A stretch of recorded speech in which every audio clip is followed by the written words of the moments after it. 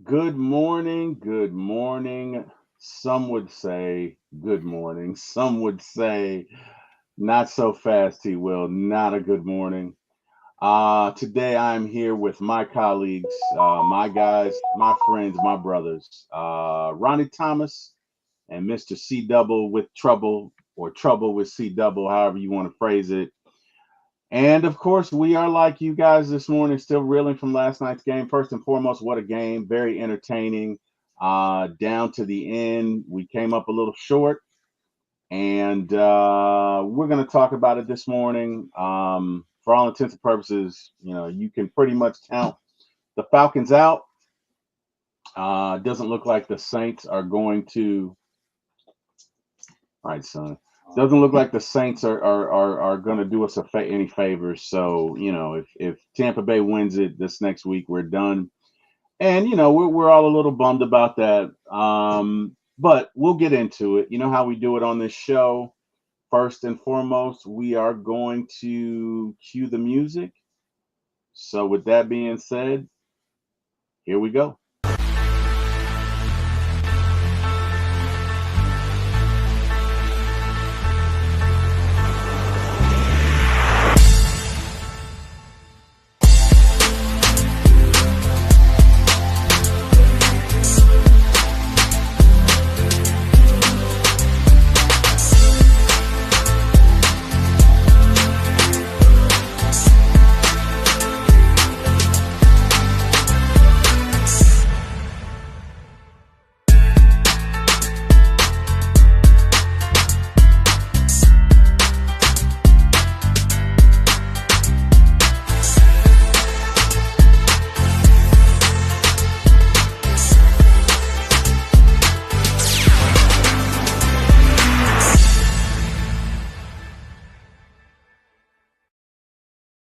G. Good morning, good morning, good morning, good morning, Falcon fans. Yes, good morning, good morning. Wow. Yeah, Raymond Collins this morning. First one is says this very disappointing time management has been an issue all season. And you know what, Raymond? I can't say you're wrong.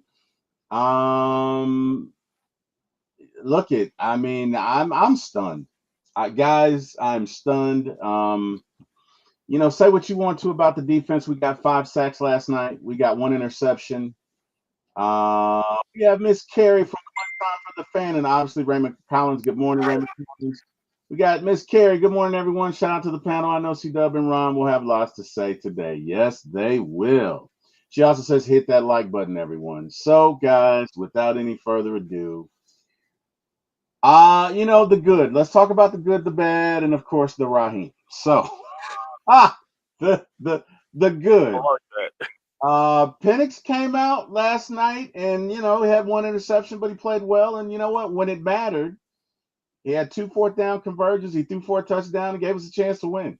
I have no issue with, I mean, there were a couple throws that were off, but, with that, he hasn't worked with these guys that often. And look, he's a rookie and a young quarterback, and he's got to come along. But all in all, when it counted, he was there. He was poised. He gave us a chance to win. And at a certain point, that's all you can do. The defense had 5 sacks last night, guys. Again, in one of our factor fix, we alluded to the fact that this team would have 35 sacks at the end of the year. Well, I'm here to tell you they are 4 sacks away from it.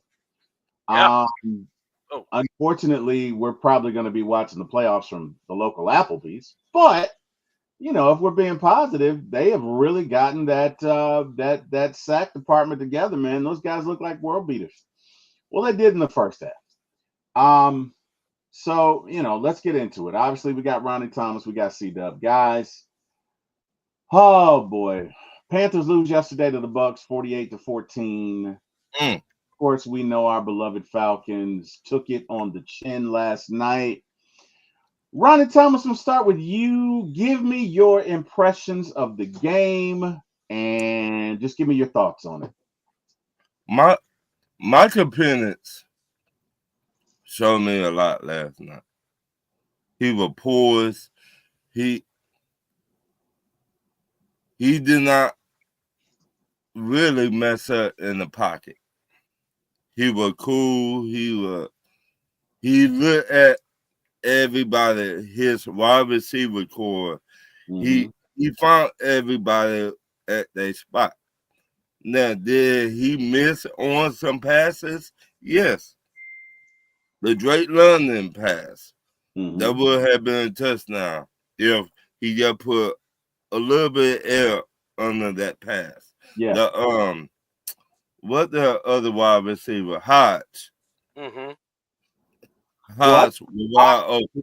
Hodge got hit. There's one he hit him over the middle, and he just got Right, and jarred the ball loose. right. But Um, other than that, he did what rookie would be doing. I mean, yeah, all rookie make mistakes. I think he played Right, well. In spite of the right, mistakes, I think he played well. He gave us a chance to win. And look right. at, uh, But other than that, he yeah, did good. I mean, yeah, I yeah. cannot complain. So we got the Falconator in the chat this morning. Good morning, Vinny. How goes it, bro? He says, if anyone seriously thinks the Aints are going to try to win a meaningless game for us to get into the playoffs, you do not understand the hatred between the two teams, the two teams, and he is 100% right. I mean, Right, if you think the Saints are going to do anything to help us, I got a bridge to tell you in Brooklyn, man. Like, come right. on, come on. Matter of fact, look it. I'm calling you from Nigeria, and I just need to deposit $1,000 in your account, but I need you to give me 5, okay? And I promise I'll get it back to you. Like if you believe that, that's Right. bad. Miss Carey, I'm sad, I'm disappointed, I'm upset. I just want to win. Falcons football, man. Laugh out loud. I'm really smile through the pain. When will it get easy for us? When will it get easy for us? Indeed, Carey. I'm with you 100%. William Amy says, clean house, this whole coaching staff. Yeet. William Amy says Raheem should be fired. Oh wow. C-Dub. Oh, wow. This is what we're doing. Okay. Raymond Collins says maybe Rod's getting incentives for saving timeouts. I don't know, man. Was he getting sky miles? I don't know, Raymond. J Black 142 says Penix played well, and he did agree with you 100%. J Black 142, Raheem Right. last 30 seconds of the fourth quarter, and he 100% did. Good morning, Carrie. Lorenzo Leon says, top of the morning, gentlemen, and Falcon Nation. What a game. We needed to call some timeouts. Lorenzo, you are 100% right. You're 100% right. Talk to me about the defensive effort last night. Like, what did you see from the defense and their performance specifically? The first half, the defensive line was getting after Daniel in, Yes, in the first half. yeah, they were. Second half, it was a different ball game. They did Raheem did not put no spy back out there, right?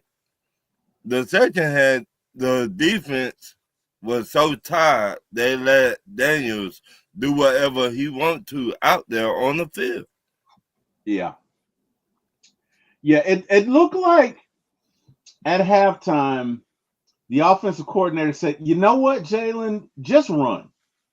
Mm-hmm. If it's covered, Yeah. just run. And you'd have to think at some point, or you'd hope that we'd have to win and spy somebody, but we didn't. We didn't. C-Dub, give me your thoughts on last night's game. Hold on.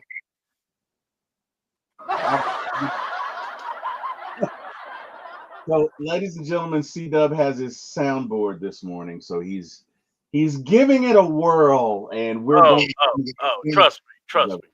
we're gonna reap the benefits of it. Go ahead, C-Dub. Not only are we going to reap the benefits, I realize I can actually use the app that I have on my computer, and it'll work on here. So, I have opened a portal, and it's going to be fun. Oh wow, he's opened Pandora's box, ladies and Oh gentlemen. yes, me and Ladarius were having a whirl of it yesterday. So, and shout out to my boy Ladarius, by the way. I gotta go here. First of all, Merry. Hope you all had a great Christmas. We're about to enter the new year. These guys have been my brothers, and I love them so much. So I wanted them all to know that. Now let's talk. We love you back, C-Dub. Yeah, man. We love you. What you got, C-Dub? What you got? All right, man. Look, I got to say this. Number one, Michael Penix. No, I have my views on Terry Fontenot. I have my views on the coach. Michael Penix is that guy.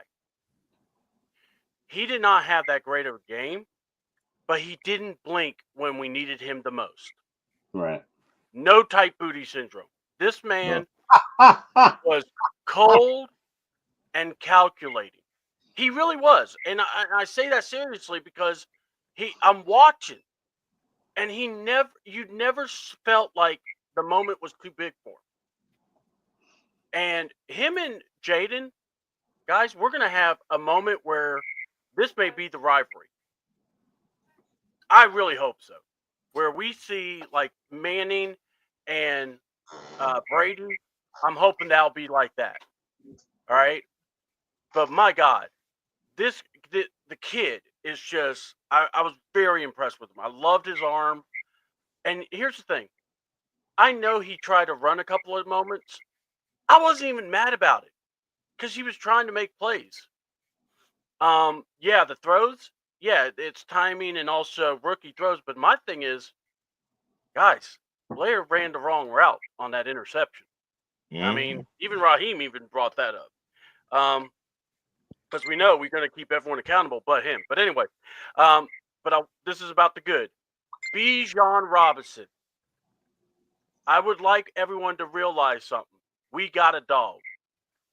Now, look, I get it. We didn't get Jaden Carter. We didn't get the defense to start. But Bijan is here. And not just that, the man is just – if we can just get an offensive coordinator that knows how to get him involved in more than just rushing, make him use the multiple weapons and talents he has, this team's going to be dangerous. I'm just being honest.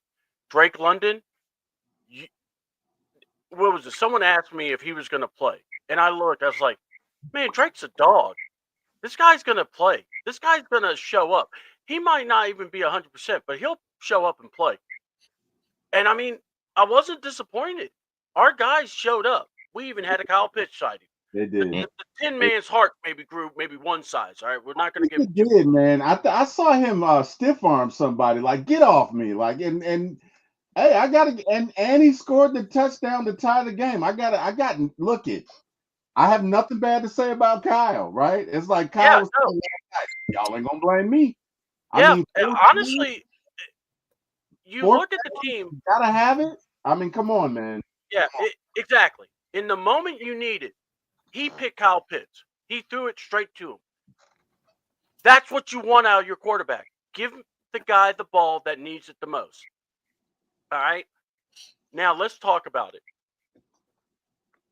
The defense. In that first half, I made the mention to Ladarius and to a few other people. This will be the best game you'll see the Falcons play. This game is going to be their best performance. It's just they're going to look, and you're going to be like, where's this team been? But man, they were making me look good. And by the way, AJ Terrell, because we're talking about the good. Yeah, he played out of his mind. We have to give some credit. Ron, you were on AJ Terrell a lot. But this game, he was not the reason we lost. That man was wherever Terry McLaurin was. Scary Terry. Right there. Scary Terry. Scary Terry. Yeah, Scary Terry was scared of AJ. Well, or at least the ball seemed to be whenever he got around. Like that one play on that bomb. If AJ doesn't get back there, that game's out of hand. Like AJ really played well. I feel bad. I really feel bad for our players because I felt like they played well enough to win. And let me do some housekeeping. Raymond Collins says the ride turn with the call on Malone seemed to set the defense up on being on the field majority of the second half. That's a good point, Raymond. Ladies and gentlemen, let's give, if we could, C-Dub, let's give Karina Atkins a hand. Let's give her an applause. Yes, of course. Good morning, Miss Karina. How are you? Hopefully you're doing well. Why are we giving her an applause? Let me tell you something. Karina represents everywhere she goes. She represents the Falcons. She does it with class. A couple of weeks ago, I believe it was Denver or Minnesota that was giving her the business. And darn it, if she didn't stand up there and take Oh, it. she's the one that was in Minnesota. Yeah, Oh, I love you, girl. You and look, yeah, and you represent. stood with us. We love you. Much love. And Hold let on. me tell you something. Let me tell you something. Her significant other, even though he's a Steeler fan, is a great guy. Great guy. He and I have conversations all the time about Marvel and just a great guy. So Yeah. they are a wonderful couple. They are wonderful people. But I just wanted to shout out to her this morning because I just thought that was, a lot of people couldn't take that, sit there and take that, and she did it with class, and she did it in a way that the other fans were not offended. It No. takes a special person to be able to do that, and Right. I think she's first class, and I think her other is first class as well. So shout out to you. Yeah. So let's get back to it, C Dub. So Bijan was great. Drake is great. We had a Kyle pitch, sighting last night. Yeah. I think we saw what this defense can be when we take the training wheels off, and that's not fair. Kirk has been hurt, so maybe I shouldn't say take the training wheels off. Maybe I should say pump a little nitrous. Yeah. I mean, Yeah. well, hold on. Let's talk about something else that was brought up. So, you know how Raheem said he wasn't going to interfere with the defensive game planning. Mm-hmm. Well, it was leaked that he has been doing such the thing. Yeah, he's And been providing the bye thing. week. Huh? So Go ahead. so you tell me Jimmy Lake not the brilliant defensive Well, coordinator? Like hold on, some hold on, people. hold on. I know that our favorite person, Collinsworth, who was very complimentary of the Falcons. I have to. That was probably the first time I've ever heard him not throw us under the bus. But my lord, I thought Jimmy Lake was the most amazing defensive coordinator. The way Collinsworth was talking. Me too. I mean, he really was. I mean, Collinsworth was glazing that man. But no, what I'm going to say is the defense. Either way, the defense played, and those guys, if they're playing for Jerry Gray, if they're playing whatever, they're playing for themselves. They showed out in that Yeah. first half, and then what happens? The team with the better coaching personnel makes the adjustments, and the team that kind of does the same thing doesn't really try to move on and do something different. Yeah. And that's what aggravates me with this coaching staff. We're going to talk more about the bad and all that, so don't worry. But yeah, man, this game in parts was fun to watch and make you go, "This is my Falcons team." Right. And then you saw, certain parts and you're going, "Yeah, that's my Falcons team." Yeah. Yeah, guys, I want to shift gears a little bit. So let's get into what up with the NFC South. Actually, let's not do that. Yeah. Do that. Yeah, Let's it's do called that for a little the bit. Buccaneers woke up. Yeah, man. Bro, no, let's not get into that. Let's get into around the league. So our next opponent is the Mm. Little Bryce. the Panthers. And Little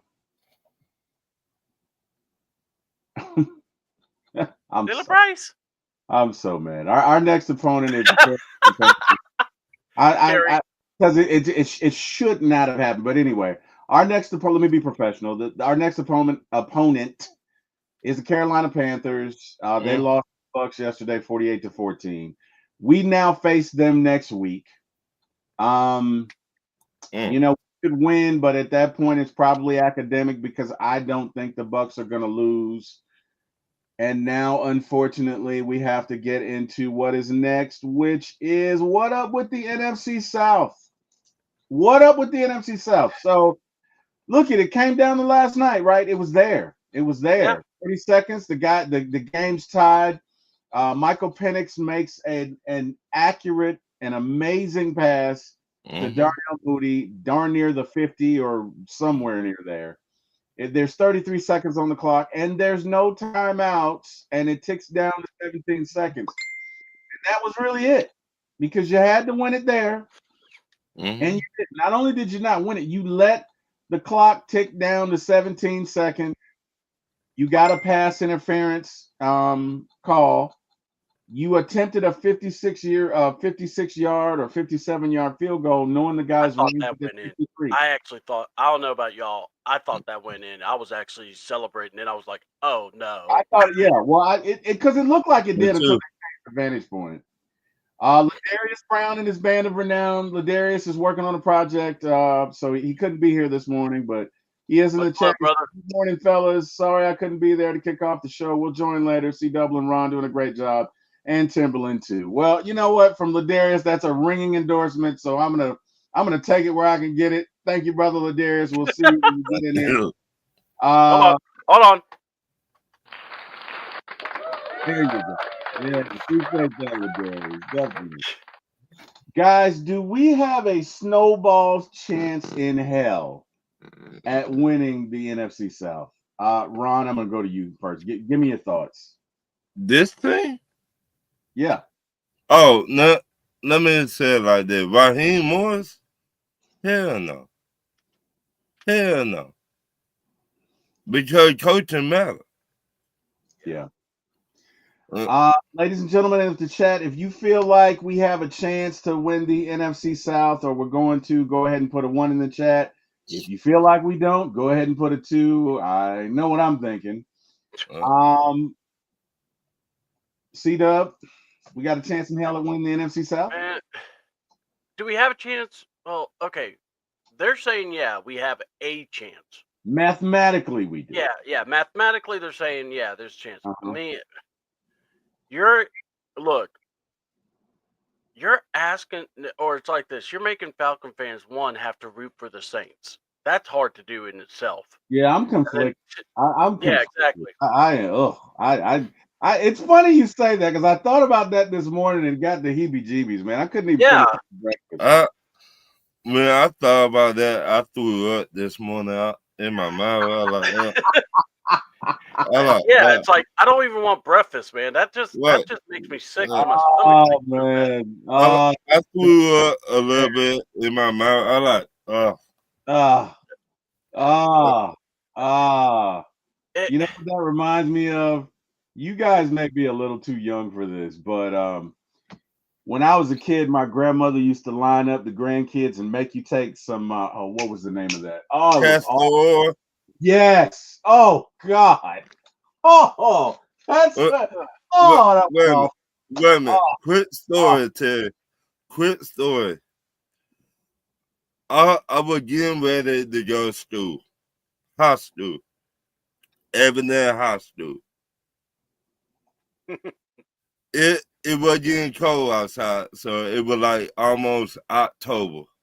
But anyway, my uncle lined everybody up in the kitchen, put it in the orange juice. Oh God. Oh man. We had to walk to our bus stop.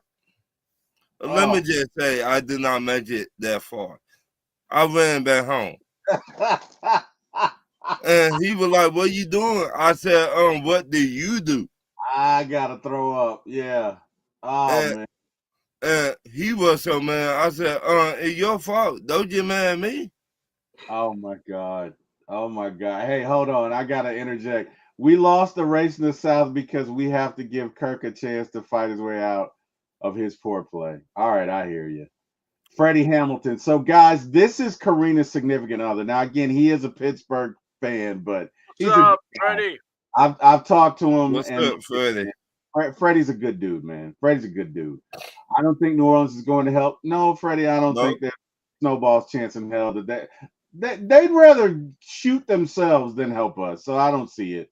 Hold on. Freddie's actually kind of feeling this because Freddie has to have the Browns beat the Ravens, and the Steelers have to beat the Bengals so they can get that division.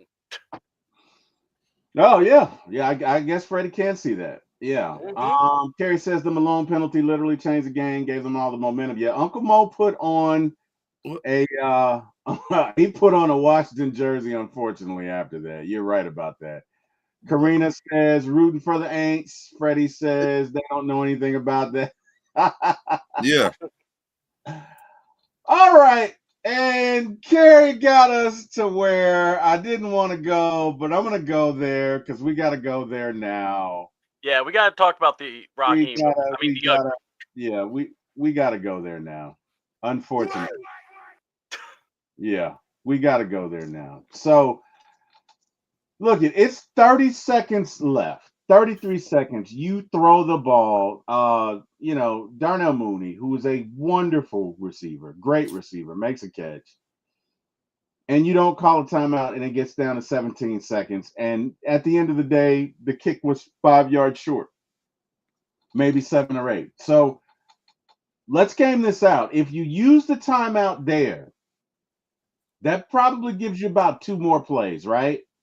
Maybe one across the middle, maybe a quick out, but you should have been able to get at least 10 more yards. And if you get at least 10 Look, more yards, looking at that kick last night, we win the game. look. Gentlemen, from the way I see it, and I'm going to preface this by saying, look, I'm a Falcon fan first. I like Raheem. I like his charisma. I like a lot of what he had to say. I like a lot of the way I like him as a person. But last night he cost us the game. And that is inexcusable. That cannot happen. If you are a head coach of an NFL team and you do not understand clock management, that is akin to being a medical doctor and not understanding the impact of allergies from different medicines. It's like not understanding that people with high blood pressure are susceptible to certain things during surgery. It is inexcusable. It is criminal. It is malpractice. And that is legitimately how I feel about Raheem's performance at the end of the first half and at the end of the second. We just can't have it. Now, guys, I try to be positive.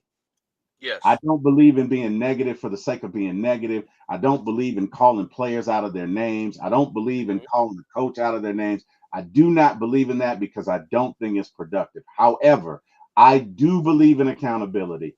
And this morning, I have to hold Raheem Morris squarely, sorely, solely responsible for last night's loss because it was there. It was there. It was there. You got 33 seconds. You got 2 timeouts. If you use your weapons appropriately, you should be able to get within range so our kicker can make that field goal of 46 yards. And you didn't do it. And you didn't do it, if I'm being honest, because you're coaching scared. What do I mean when I say you're coaching scared? Well, you're coaching not to lose.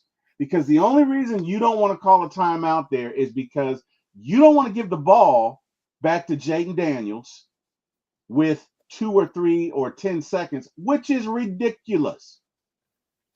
Which is ridiculous. Mm-hmm. Because last night was, for all intents and purposes, your Super Bowl. You had to win it to advance. You Mhm. had to win it to advance. And when it mattered most, you fumbled. Look it. Head coaches get paid big dollars, Mm-hmm. big salaries, and big money to perform in scenarios like last night. And if you cannot manage a clock, that's an issue. That is an issue. That is akin to a captain of a submarine not knowing that when they fire a missile at you, that missile has to have so many yards, so many hundreds of yards or hundred of feet to arm itself. You have to know this. You have to know this as a captain of a sub that when they fire missiles at you, you have to know how to use your countermeasures. Countermeasures are projectiles that you fire that project heat that will attract missiles from your ship. You got to know how to do that. And if you don't understand at the basis clock management, that is a deficiency. And last night it cost us. Raheem, you were groomed by Dan Quinn. You saw him make his mistakes. went under John McVay. You saw him, man, like last night is just inexcusable. It cannot happen, gentlemen.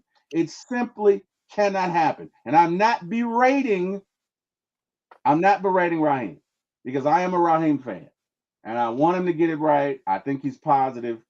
I love certain aspects about him. But at the end of the day, just like Kirk wasn't performing and we held him accountable, we have to hold Raheem Morris accountable. He cost us that game. And it is upsetting because this morning we should be talking about a victory. We should be talking about the playoffs. And for all intents and purposes, we are not. Gentlemen, I'm going to open it up to the floor. We are going to get into this is a perfect transition for Ron's rant this morning. Ron, Ron, give me hold a on. second. Go ahead. It's Ron's rant. It's Ron's rant. Kerry says Raheem is not getting fired. Said this on Twitter and not sure why people are wasting their time calling for his job. Kerry, I think people are just upset. You know, when people are upset, they tend to be emotional. Look at guys, I'm gonna be the first to acknowledge this. I was pissed off last night. And that's part of the reason I don't do shows after games. Because immediately after, you're probably in your feelings, and I say enough stupid stuff. I don't need help. I don't want to do that, but I understand that people are just upset today. Anyway, Ron, I'm not trying to take any more of your time. With that being said, ladies and gentlemen, Ron's rant.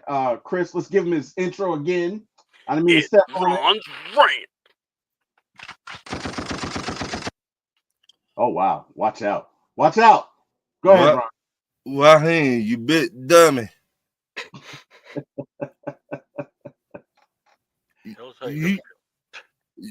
Basically, the whole season, you've been doing some crazy the whole season. And I said a while back, who will keep Raheem Morris accountable? Who? Will Arthur Blank tell Raheem, hey, you better get this together? Or you gonna be on the sideline watching at Walmart? Paper or plastic? Accountability matter. You hold the team, you hold the players. When they don't do their job right, you hold them accountability. Then somebody need to hold you.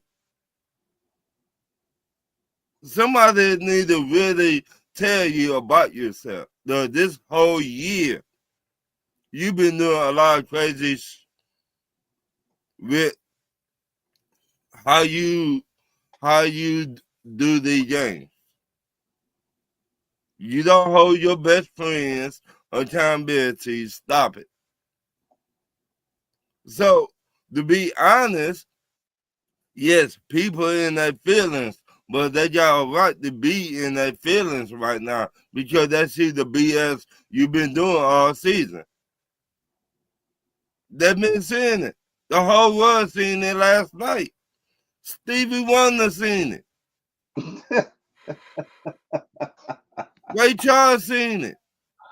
Oh wow. Oh wow. So your BS cost us a chance to go to the playoffs and win the division last night. I was the first one to say, had Raheem Morris ever put a team together? Did I say that? Yep. Believe you have said it on multiple occasions, sir. Yes, you have, man. Said it on my show a lot. So the whole world was vouching for you, saying you deserve a second chance to be a head coach, blah, blah, blah, all that bullshit. Well, why? You've been going away for the Atlanta Falcons for a long time and did the bullshit you pulled. This the bullshit you pulled. You know what? I'm trying to calm down, Raheem Morris. I really is. But they keep on restoring the game from last night on ESPN, Mm-hmm. and it just my blood pressure just keep on going up. Oh man, who's that called them the blood pressure birds? Oh Oh God, God, I wish I knew his name, but yeah. Well, Trey, Ryan said it first. I Trey think from Ryan the said Waterboys. it first, but I know who you're talking about, and he does these great shorts and Right, everything. Oh my Yeah, God. Trey from the Waterboys. Call them the blood pressure birds. right. I'm Brian. Go ahead. Shout out to Antonio Henderson. He is a really good dude. Yeah. He is a very smart good dude. Shout out to my homie. Hold What on up, to Candy Crush. Antonio? How you doing this morning? But Raheem Morris, this off season, you better go study under Andy Reid, McVay. You better go study. Agreed. You, Agreed. yeah, Agreed. Percent. you need to study. You say you look up to the head coach in Pittsburgh.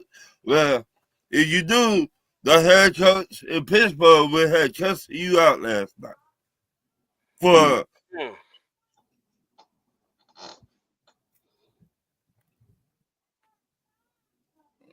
I'll be back. Ron is so mad he can't even talk.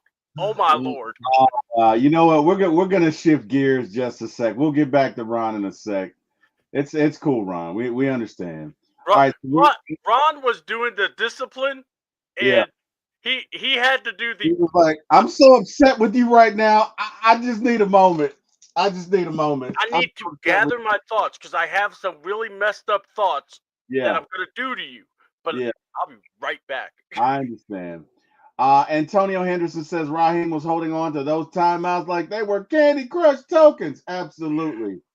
And a sugar rush. I hear you. Freddie Hamilton says sometimes the coaches make mistakes too, but I always say players make plays. Yeah, Freddie, he Mhm. caught the game last night, brother. I'm sorry. He Yeah, did. yeah. This is all Raheem. You know, you want to point at a coach?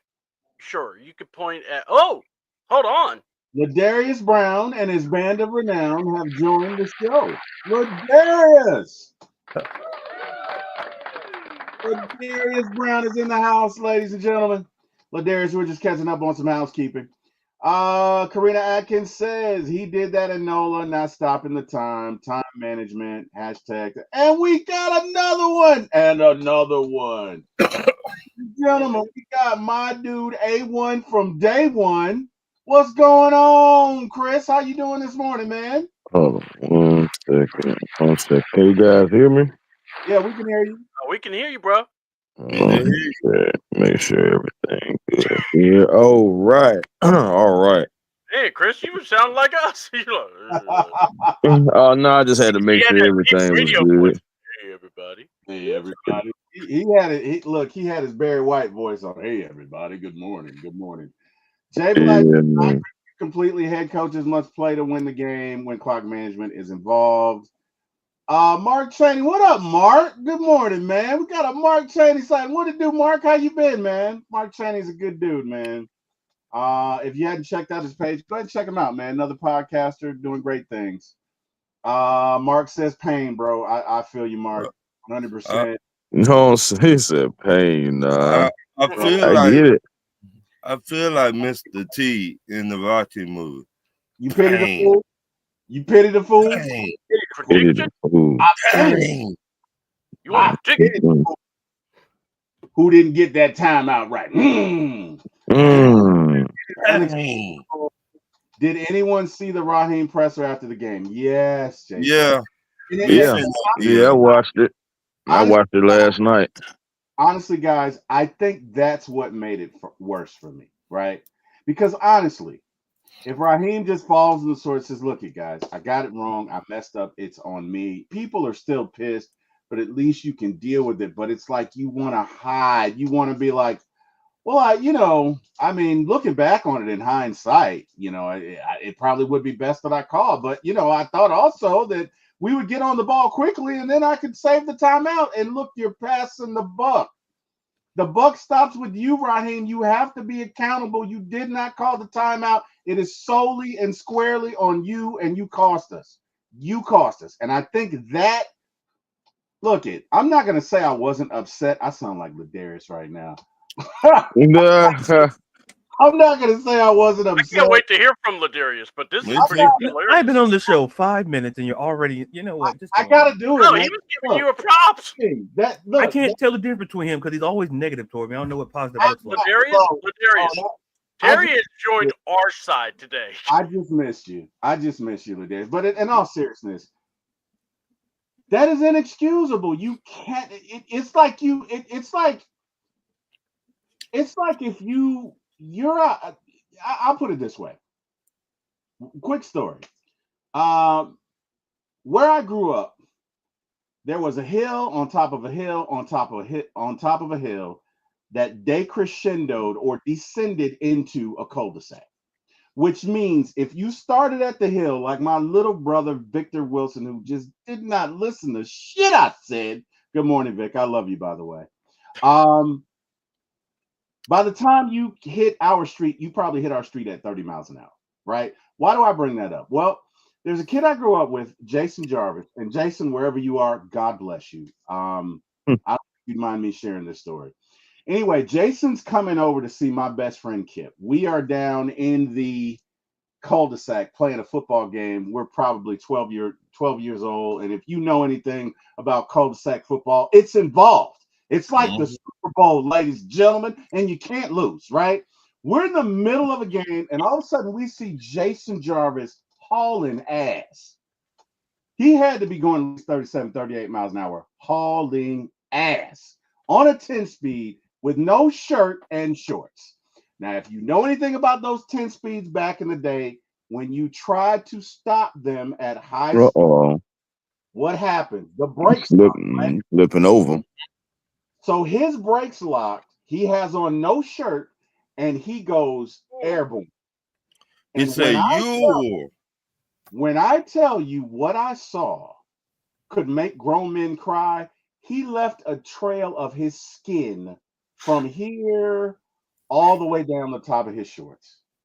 Oh, And when I say a trail of skin, I mean a trail of skin. It was a bad scene. Now, why do I bring this up? Because Raheem's interview last night was like taking Jason Jarvis inside and pouring alcohol all over his depleted epidermis. Like it would have just made it 110 times worse. Can you imagine all your flesh gone and somebody says, here, let me put some alcohol on it. You're going to stroke out or die or kill them. One of the three. And that was akin to Raheem's interview last night because he was so laissez-faire, right? He was so casual about it. He just, well, maybe I should have. Maybe I should have. In hindsight, I really reminded me of my dad. My dad was never wrong about anything, so he could have like jacked you up, and he would have. Well, in hindsight, Terry, maybe I was wrong. Maybe you didn't steal the cookies. Maybe I shouldn't have beat your ass for 15 minutes, but whatever. I'm sure you did something, or you're gonna do something sweet. So there you go, que sera, sera. And that incensed me because I felt like Raheem, you had an opportunity to own it. So right now, guys, and right now, Chris, A1, Ladarius, Chris, you saw the interview. Give me your thoughts. Well, just give me what you thought about the interview. Just give me your thoughts.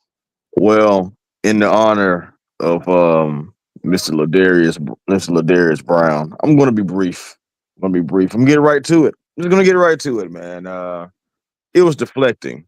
It was a very deflecting interview. I feel like he did not own up, not only as a coach, but as a man. And what I'm saying, there's no disrespect or anything like that, but just in the real world, it just like it's really kind of cut and dry. There, what I'm saying, we make gray areas, but it's a lot of cut and dry. My thing is, if you handle your business on the field, if you handle your business as a coach, handle your business player, what I'm saying, if you just do your job, You know what I'm saying? You let the chips fall where they lie. Last night you did not fully do your job. You did not. You let my thing is I was making jokes, but I was making jokes to make myself feel better because of the disappointment I was feeling. But I was asking people, I said, hey man, did you get your timeouts? Because Ross saved us some. I Sorry, Mike. mean, He was I'm doing just nah, Hey, I think we talked at 2 in the morning, and I was like, it just pissed me off even more. Go ahead, Chris. I'm sorry. yeah, it just like my thing is there's no excuse for it. What I'm saying is as a head coach, if Raheem Morris was a first year head coach, would I be mad? Heck yeah. But at least you can kind of try to find some grace in it. But like, man, he's a rookie head coach, man. He don't know. He gotta figure it out. But Rod has been in the league for years. He's been a head coach. He's been an assistant everywhere. You know, coordinator on both sides of the ball. You've seen a lot of football. Seen a whole lot. So I just don't understand with 36 seconds. Darnell Mooney caught that pass with 36, no less than 35 seconds left. Mm-hmm. By the time the ball was snapped again, it was 16 seconds left.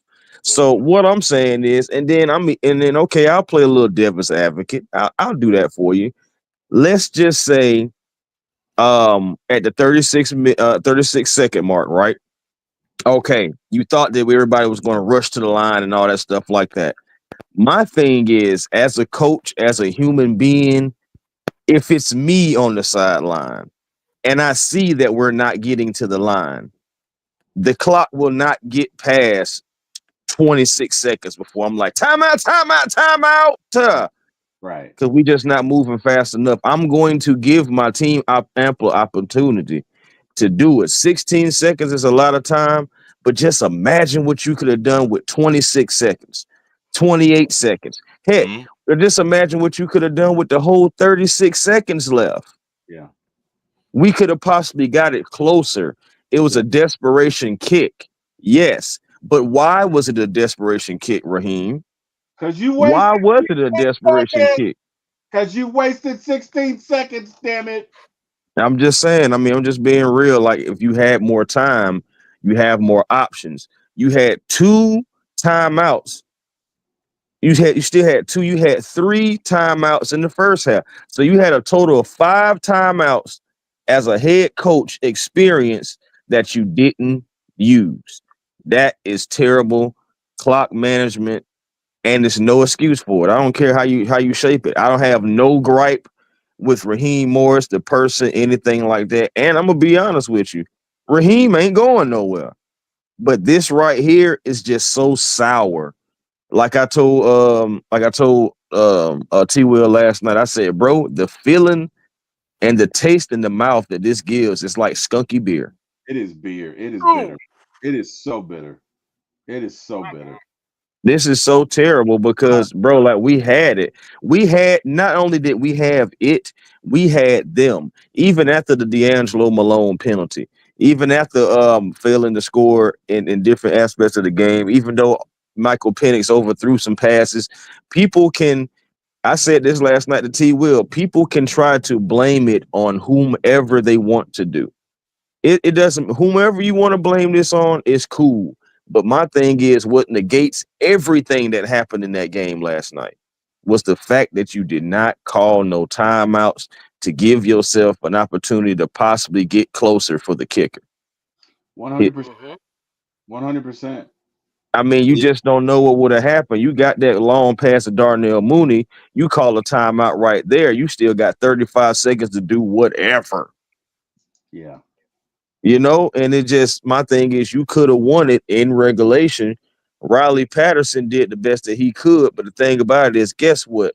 If that kick was, I still believe if it was 5 yards closer, Riley Patterson at least barely gets it, and we win that game. 100%. 100%. No doubt about Yep. it. No doubt about it. Do a little housekeeping, ladies and This gentlemen. this is this is it right here from Antonio. Right. Just the arrogance, the Right. Ra- arrogance and the Yeah. deflection.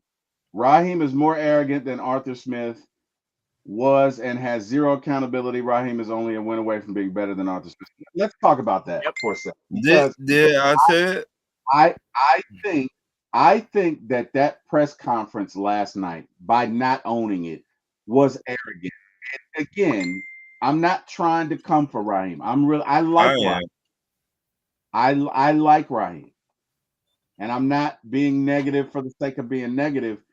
But we have to hold everybody accountable. And that press conference last night, my impression was, are you kidding me? Are you kidding me? Like, well, yeah, in hindsight, maybe I could have, but I also thought we'd be quicker and I'm like, don't pass the buck on the offense. That pass was 26, 28 yards. There's no way you could have thought that. There's no way you could have thought that our offensive line, with all the big uglies we got, there's no way you could have thought that. If that was a 10-yard pass, that's one thing.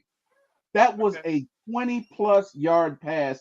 It was going to take them 12 to 15 seconds, which it did to get down there. The move is to call a timeout. Anybody knows that. To quote the great Ronnie Thomas, even Ray Charles and Stevie Wonder could see that. So to do that and then double down in a press conference and be like, well, in hindsight, I could have. I gotta be honest, I felt like that was arrogant as hell. I felt like you're just saying, well, hey guys, deal with it. And I hope what he learns from this is there are moments to be cute. There are moments to be entertaining. There are moments to defend your position. But then there are moments where you just got to fall on the sword and be accountable. Ladarius, you've been waiting patiently. Chris, I'm assuming you pretty much got out what you had to say. Is that right, brother? Yeah, that's why I said I ain't want to. I actually went a little bit further than what I wanted to, but the situation kind of calls for it. But yeah, I ain't want. Yeah, I pretty much that's pretty much where I was at with it. Understood. Ladarius, tell us how you feel about that call, about not calling timeouts. Just tell us how you feel this morning, brother. And good morning, by the way. You're muted, Ladarius. You're muted, brother. Yeah, sorry about that. Yeah, all good.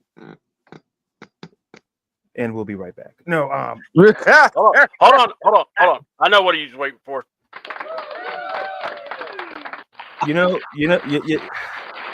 Timberland, you can learn from that. You can learn. I probably could. You're probably right. No, you could. No, not could. Can. Now, anyway. Two different words. Two different meanings. Can. Well, good morning, chat. Good morning, you guys here in the conversation. Morning. Like I said, I'm just gonna be quick and brief here. Look, at the end of the day, the press conference to me, it not only showed arrogance, it not only showed a lack of accountability. To correct Terry, like I don't like to correct Terry on this show.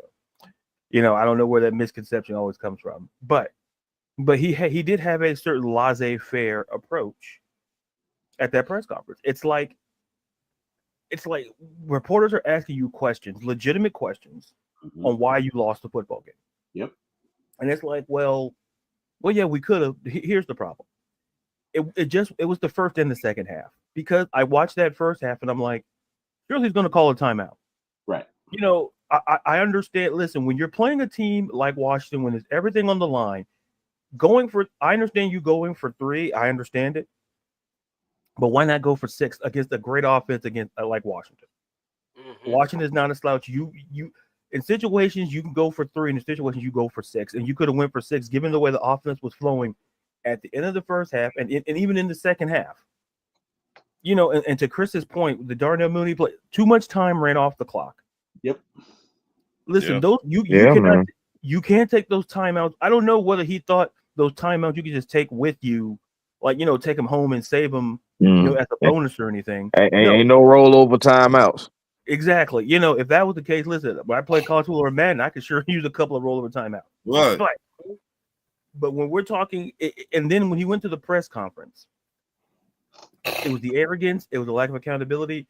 It's like, look, and to be clear, listen, like Chris said, and I went on Twitter and said the same thing. Raheem Morris will be the head coach of the Atlanta Falcons in 2025. And let's be super clear, he's not going anywhere. Because I always ask this question: if you fire Raheem, who can come in and do better than what he did? Yeah. Who can you hire right? I'm not saying, listen, Raheem is far from a terrible coach. It's just his play calling. And this is not the first instance of this happening. No. Right. Yeah, So, all season. so the penultimate thing is, if you fire Raheem, who could bring in and fix this? And the answer is no one, because you'll be in the same situation with another head coach. Wouldn't be no continuity. Right. Listen, Arthur Smith got 3 seasons. Okay. We had 3 seasons of Arthur Smith, whether we wanted it or not. We got 3 seasons of Arthur Smith. Yep. Arthur Blank doesn't feel like the type of guy to fire a coach after year 1. Mm-hmm. So the track record doesn't make me believe he's going to, to fire Raheem. The problem is that will there be change in his coaching staff? I believe that there should be, because at the end of the day, 2 rookie coordinators, and at some point you're like, no, Raheem, I'm like Terry. I think Raheem is a good person. I don't think he's terrible. Like I tell people this: listen, you can not like someone, but you can not like someone, but I'm not going to knock I'm not going to say they're terrible at their job, because I can think of other people who are worse at the same job. How do I know that? Because they don't have that job. Raheem's not a terrible head coach. It's just this is not, like I said, this is not the first instance of this happening. And listen, everybody's emotional. Listen, this was a game. This was our season. And I understand the emotion, and I understand on the other, the vitriol that came after that game. Mm-hmm. Mm-hmm. I say at the end of the day, and like I say, Red says no change in the coaching staff. Well, we'll see. We'll see. But like I say, but the not to take up too much time, but to simply say this: Raheem has to understand this is not a joke. You had 2 instances in this game to push the ball down the field and to put 6 points on the board. The lack of clock management cost you. I said, at the end of the day, there's no excuse. And I believe in that first quarter, I believe he threw a pass to Darnell Mooney as well in that first half, if I'm not mistaken. It was, I forgot. It might have been Darnell. I'm not sure.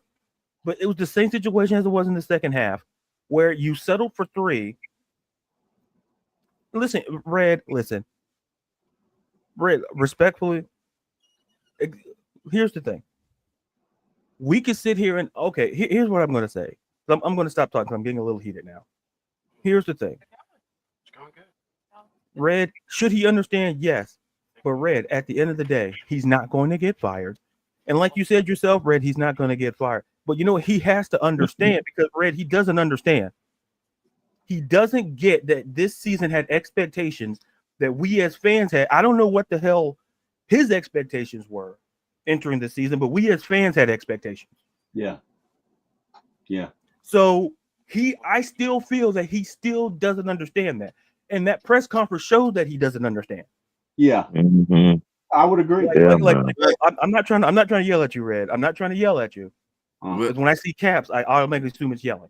So let me say this. I think it makes he said I'll run the South. That was his expectation. He essentially he coached scared. Right. Mm-hmm. Yeah. And Dan Quinn was coaching like his life was on the line. Right. Yes. Dan Quinn, I believe Dan Quinn had something to prove last night. Yeah. He was like, oh, y'all fire me? Okay, I'm finna show y'all how better I got as a head coach. I'm finna suck it to you. Honestly, Ron, I think what's sad, right, is it was there. And look, I'm not advocating firing Raheem. Yeah, I'm not either. I will say this. Raheem had way more talent than Arthur Smith ever had. Yeah. Oh, one, yeah. Yeah, And B, now that's a 1,000 wow I'm right not, there. Yeah, right. I'm and not mad hold on, I at just the wanted to finish my talent. point. Oh no, go ahead, go ahead. I'm sorry. hold on, Ron. You could make the argument that that talent was mismanaged. Whether you want Yes, to say you held on to Kirk Cousins too long, whether you want to say you were too stubborn and letting Jimmy run the kingdom for way too long, whether you want to say the clock management, the mismanagement of this team cost us at least 3 games. Now, you want to make a case for firing, that's it. And I'm not saying it should be. Okay? I'm not saying it I'm not saying that. I believe our job as I'm not going to call us analysts, but as content creators and as podcasters is to present both sides. I Mm-hmm. don't want him to be fired, but I could understand Arthur Blank looking at him and Arthur Smith and saying, really, Arthur Smith, you never really had a quarterback. Yeah, you made boneheaded decisions. Yeah, you did this, but you never had the level of talent that Raheem started with. Also, but and hold on, in Raheem's inaugural or his initial address, he says, I wouldn't be here if it wasn't for quarterback play, and you barely escaped the Raiders by the skin of your teeth, and you really shouldn't have because you probably should have gone to the rookie game 9 or 10, and you right, didn't. Yeah. So your decisions, and at the end of the day, and Ron, I'm not being loud with you. right. I want I you know. to know that. I'm not getting loud with you. I'm just passionate right now. At the Uh, end of the day, and I love Raheem, right? I love even though I'm giving it to him today, right? Chris, where's the right. shotgun? Where's the machine gun, Chris? Where is it? Yeah, Uh, man. You uh, already know. no. My name is not Chris. You don't say that. John, John Rambo. I'm just saying, I'm just saying, look, Hey, real quick, it's cost us. Go ahead, Chris. Go ahead. real quick. I just want to add to what Ladarius's point about some Raheem Morris and everybody else's point who sees it from this point of view about Raheem being our head coach. Yes, Arthur Smith got 3 seasons, right? Right. Raheem Morris is at least going to get 2, at least 2. For one reason, guys, we got to remember, and we're upset with Raheem. We are right now, but we still have to remember Raheem Morris in his first year as a head coach for the Atlanta Falcons. We still have 8 wins. What on what planet, in what universe does a owner fire a guy who has 8, possibly even 9 wins at the end of the season? What When what you should what have had, owner does that? when you should have had I'll 11, wait. right? When you so look at if you tell me if I say C Dub, I'm going to give you this Ferrari, and I say Ladarius, I'm going to give you this Honda Accord, What? and Yeah, you that sounds about right. probably and you guys race, and C Dub, you beat him by like the length of a bumper. Yeah. You should be fired. I'm being attacked on Because a Monday. Yeah. you have a team that is capable of far more. Look it. I'm not saying that Raheem again, guys. I'm not saying he should be fired. I'm saying I understand the level of thinking that says he should. I'm not saying I agree, but an intelligent mind can Mm. consider 2 opinions that are diametrically opposed. What? That's a What? college word, y'all. That's a college word. No, in all seriousness, and I know it. I know.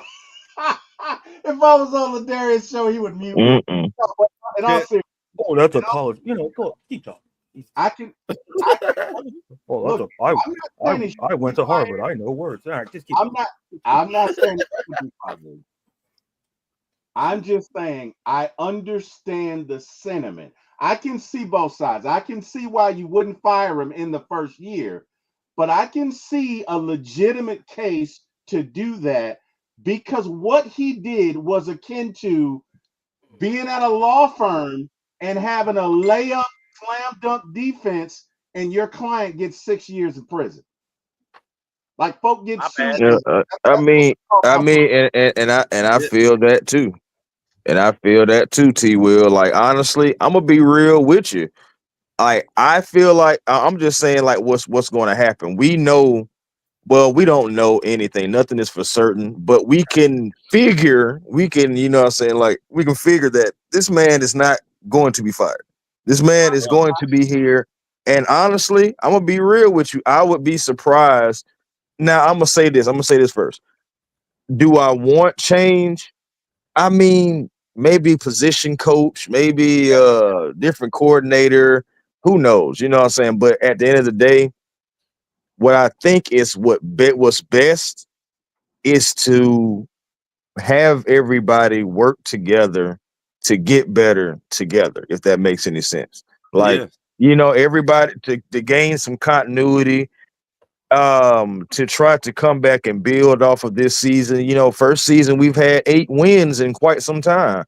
Now it stings, it sucks. We should be better than what we are, but we have to look at the reality of things and see, hey, look, we are a team that possibly may have 9 wins this season. Did we make the playoffs? Maybe, maybe not. Should we have made the playoffs? Abso-freaking-lutely. You know what I'm saying? But different things happened this season. Now, there are things that's happened this season that are fireable offenses. There are things that has happened this season that other franchises, different owners, Raheem might not would have had a long leash like that. But we just know for the Atlanta Falcons, and we're talking about just solely the Atlanta Falcons and how business is done in Atlanta. Raheem will get more time. The coordinators most likely will get more time. Maybe, you know what I'm saying? Like, now, the biggest question mark for me is, will Terry still be here or not? Everybody else, I'm pretty much like, all right, they're going to be here. You know what I'm saying? Because at the end of we still got wins. But will Terry still be here? Will anybody's head roll after this season? Because long shot to make the playoffs, and we got to depend on our most hated rival to do something for us. That's crazy work to be in a situation like that. yeah. Hi, can I talk? Yeah, go ahead. Oh, go ahead, fam. Yeah, put me in. I need to be in the center because y'all. I mean, dear Lord, sugar, uh, sugar plums. Y'all. I believe. Ra's a great guy. Yeah. The All right, bullshit. look, I'm about to bust this pimple that people have here. Number one, these are the many flaws of Raheem Morris. Number one, not having his team ready to play the Saints game. Remember how I told everybody, at least play with the mentality of you need to win this game like it's a playoff game. What did Ross say? It's all right. We got this. Lolly, lolly, la. We lose. Starts the losing streak. Also, inability to coach big games. You hold 5 timeouts in your pocket, 3 in the first half, 2 in the second, when you need to make plays. Piss poor clock management. Done. We just saw it. Going to 9 weeks later than he should have, with going to basically Penix 2 weeks later than he should have. OCDC higher, because these guys, I have more, I have a more facial hair than those guys combined. All right. Now, not playing 9 in the preseason. Remember that? Because we only played him in 1 game, but that's all we needed to see.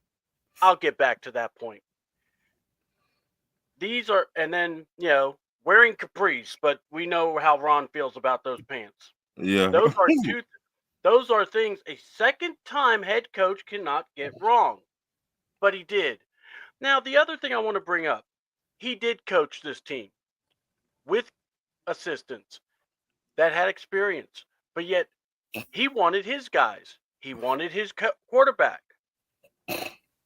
And look how they looked. And then, not just that, I'm going to tell you, he sabotaged Michael Penix, because you only played him in 1 preseason game. We all were at the content creator meeting, and we all were wondering why Penix wasn't playing.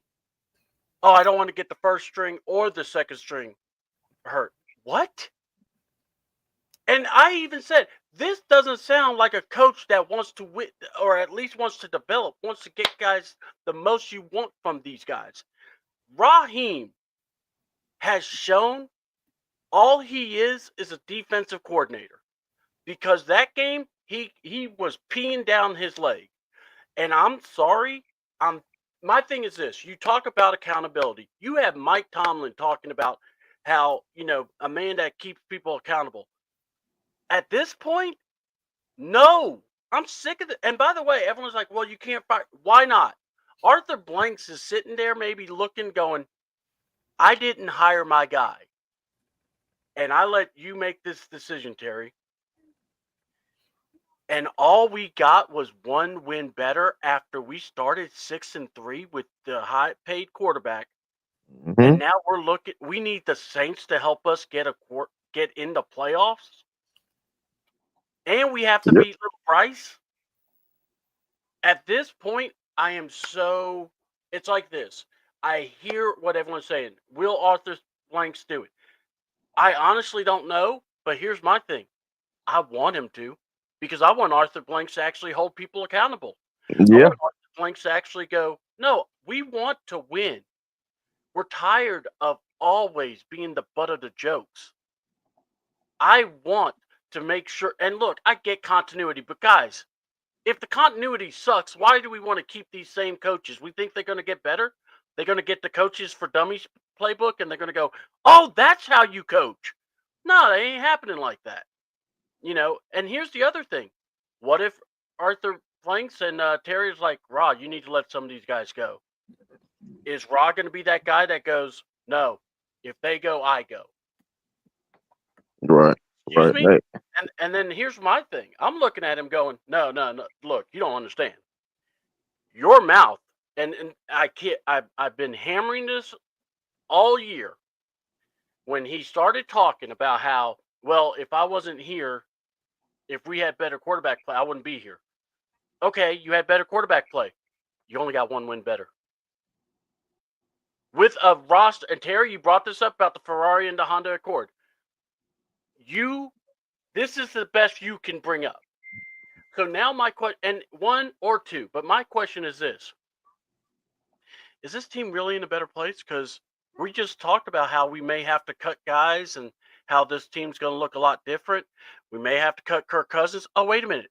If we cut Kirk Cousins, how much is that dead cap? Wait a minute. Who wanted Kirk Cousins? Yeah. Who caused that dead cap? Yeah. We're going to look at Terry, but we got to look at Rob, because that was the elite processor he kept boasting about, but that was more like a 91 MacBook that, you had to blow the dust off and smack the screen to actually work. Mhm. I'm just saying, everybody wants a coach that's accountable. When you watch those games, who watched the Bengals and Broncos game? I did. Okay. Who watched the Arizona and Seattle game? I did. Notice how the coaches were running up and calling timeouts, getting their guys in the best position. You had your hands in pockets, whistling Dixie. I don't know what Rob was doing. And to watch how that looked, and you're looking at Sean Payton, who's definitely old, but he's going up and down the sideline, calling timeouts, getting those guys in the spot. And it's not just him. Dan Campbell does the same. Every coach does it. If your quarterback's not calling the timeouts, your head coach is. And your head coach is right there by those referees. And I don't want to hear that Ra's not healthy, because we all see how he's like runs up and likes to hug Mr. Blank from behind and, wants to smile and kiki, but yet Pause. he can't go and just do this number. No Diddy. Pause. Yeah, no Diddy. I'm sorry. No Diddy. But, my thing is this. There is, and you got to have an expectation of winning. You got to have an expectation of actually wanting to be better. And Raheem, if you look at the raw facts, I don't think he deserves another chance. I'm sorry. He was here the 1 year after Quinn. And then he comes over this year. He wanted his guys, got his coach, or got it not just his coaches, but got his quarterback. And he held on to Kirk Cousins. And that's another thing that none of us has brought up. Who's the one that got Penix to start? I really have a hard time believing it was Raheem saying, these last 3 games, let's start the kid. See, Doug, I believe that was all from the upper room. Me too. I do too, but I'm voicing it because it's like this. I get everyone saying, well, look, blank, or he won't do that. He won't look. What I'm saying is don't underestimate the power of when you do, like Ron knows, if you talk enough crap, but you can't back it up, there's a point you got to look at that person and go, man, get out of my house. What? And Ra is that person right now. I'm going to ask this question. Yeah, we should beat Carolina. Would you be shocked if little Bryce came here and beat us? I wouldn't be if for nothing else. If we go in at halftime and the Saints are up 35-0, you're probably not going to get the best effort. So that wouldn't surprise me. No. But guys, we got to shift gears here. So I'm sorry. It was eating me up, and I apologize. Good. It's all good. We appreciate your opinions. We value you.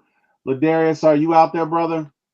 Well, I'm telling you though, family. Like I like C Dub broke it down real good, and you know what I'm saying. Shout out to you, C Dub, just because you've been watching it the whole season, and this is not. It'd be different if this was the only gripe that you have really had with Raheem Morrison this season. Yeah. It's decision making and everything, but this is not the first, second, or third offense. You know, it's different things you can find throughout the season. Different things you can find throughout press conferences, everything like that. The first strike for me was the whole thing about the stats were for losers. I just fell over when I heard that. I was like, wow, okay. But it's different things you can pick and choose. But Raheem, like I said, we gave Arthur Smith that time, and he did have less talent, to Arthur Smith's credit. But you can't just think that we just gonna, go away from that just from what we've seen until our ownership now, and I'm just talking as a fan now. Yeah. Until our ownership shows us that that he is fed up, that he wants to see change, that he's gonna do it his way for a change instead of advisors and everything like that. Until we see that, we have to know, not think, know that everybody will be back next season. And it may not necessarily be a bad thing if from a continuity standpoint. People can get better, but people can get worse. That's the double-edged sword to it. But yeah, you got to learn from your mistakes. That's the end of it. That's growth. That is the definition of growth, being able to make a decision, and no matter what happens, live with it, grow from it. If it's a bad decision, take the accountability. Just as men, period. Now I'm finna get into something different. Just us as men, period. Us as the man species, we have so much accountability that we have to account for in life. In life, we ain't even talking about football no more. In life, as a man, we have to be accountable for the decisions that we make. And if it work, hey, hooray. But if it don't, we got to man up and say, I messed up, and stand on it. Yeah. You know what I'm saying? Like, so it's not just sports. It's just a man thing. As a man, you messed up last night. Own it. I'm sorry. Go ahead, Mid. No, I'm just saying, just own it. That's all. Just own it, bro. And the other thing is this, and I think the guys will also kind of feel the same. Even if Rock comes back, are you going to believe all the hype he'll talk? Because he'll talk. Put that microphone in front of him, and he'll, But I mean, the question: how are you going to feel? We got to shift, guys. Sorry, Ladarius, back to fiction. It's on you. What you got? Back to fiction. I like this one. Oh yeah. I didn't finish my other point from the other thing, but it's okay. Okay. Yeah. What about that? Are we laughing or clapping? Both. Laughing, clap. If it's C Dub, it's clapping. If it's T Will, it's laughing. Oh, wow. Gotcha. Oh, See, hold on. see, that's We got why he T- be hold calling on. you Timberland. That's Hold why on, he hold be calling you Timberland right there. Hold on. Yeah, We got T Will's spot. Hold on. We got it for him right here. No, actually, it's. But you know, Oh man. We gotta make that for him. And here I must be outdated. I was gonna give T Will the wow. that's giving him too much. Somebody's much. it. That's Somebody's the bronze. Wait a Yeah, minute. I was gonna get the TV. Ron the machine gun over wow. there. Everybody's giving it the T Will. Pause. All right, Ladarius, what you got? Fact or fiction? What you got? that is the worst transition. You know what? Why the hell do I show up? I show up. Back to 17. fiction. Back to fiction. With Ladarius. T Will, stop.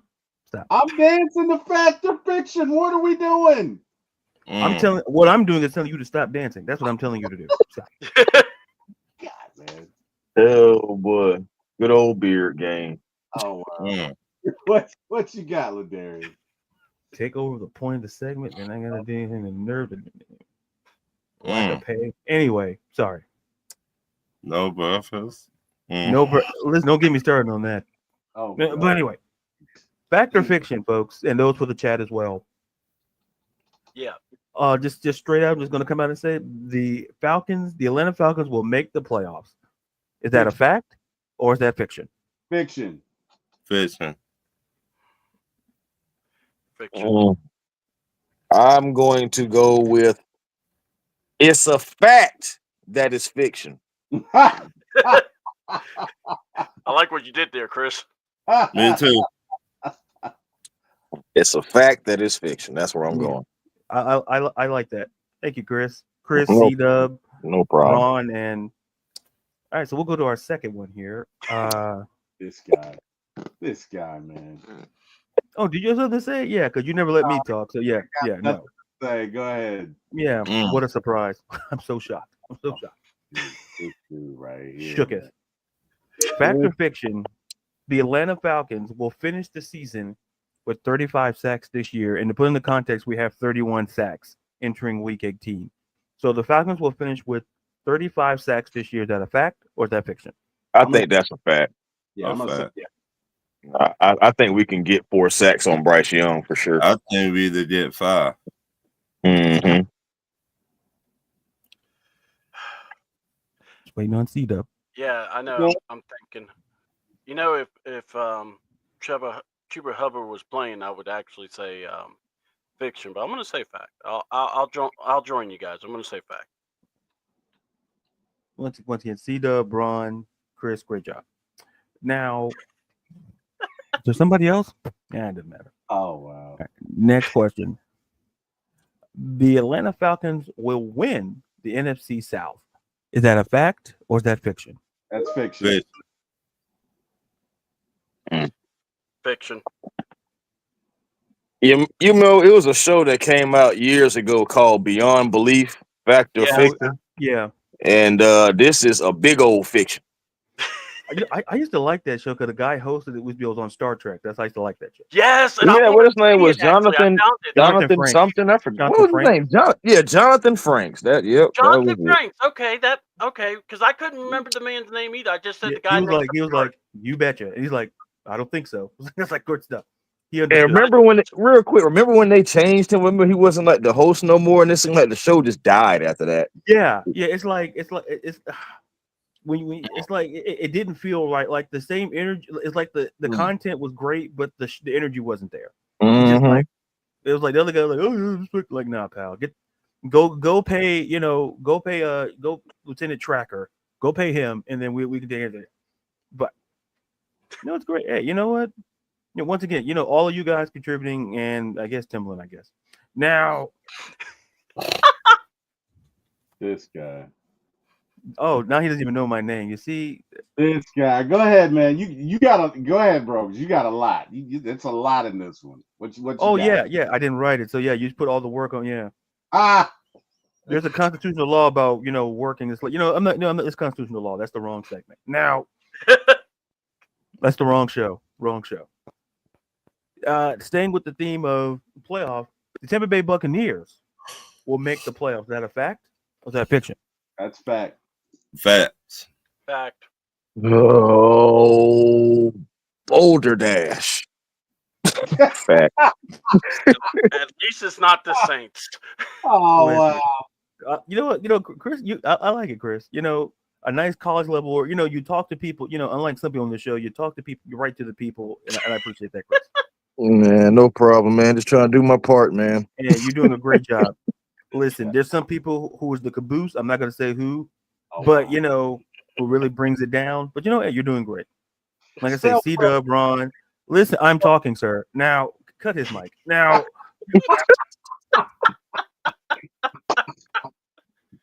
Oh wow. We really love each other, y'all. Oh, wow. By the way, C-Dub does not speak for me. Now, Okay. he speaks for one half of the people in that conversation. Oh wow. Okay.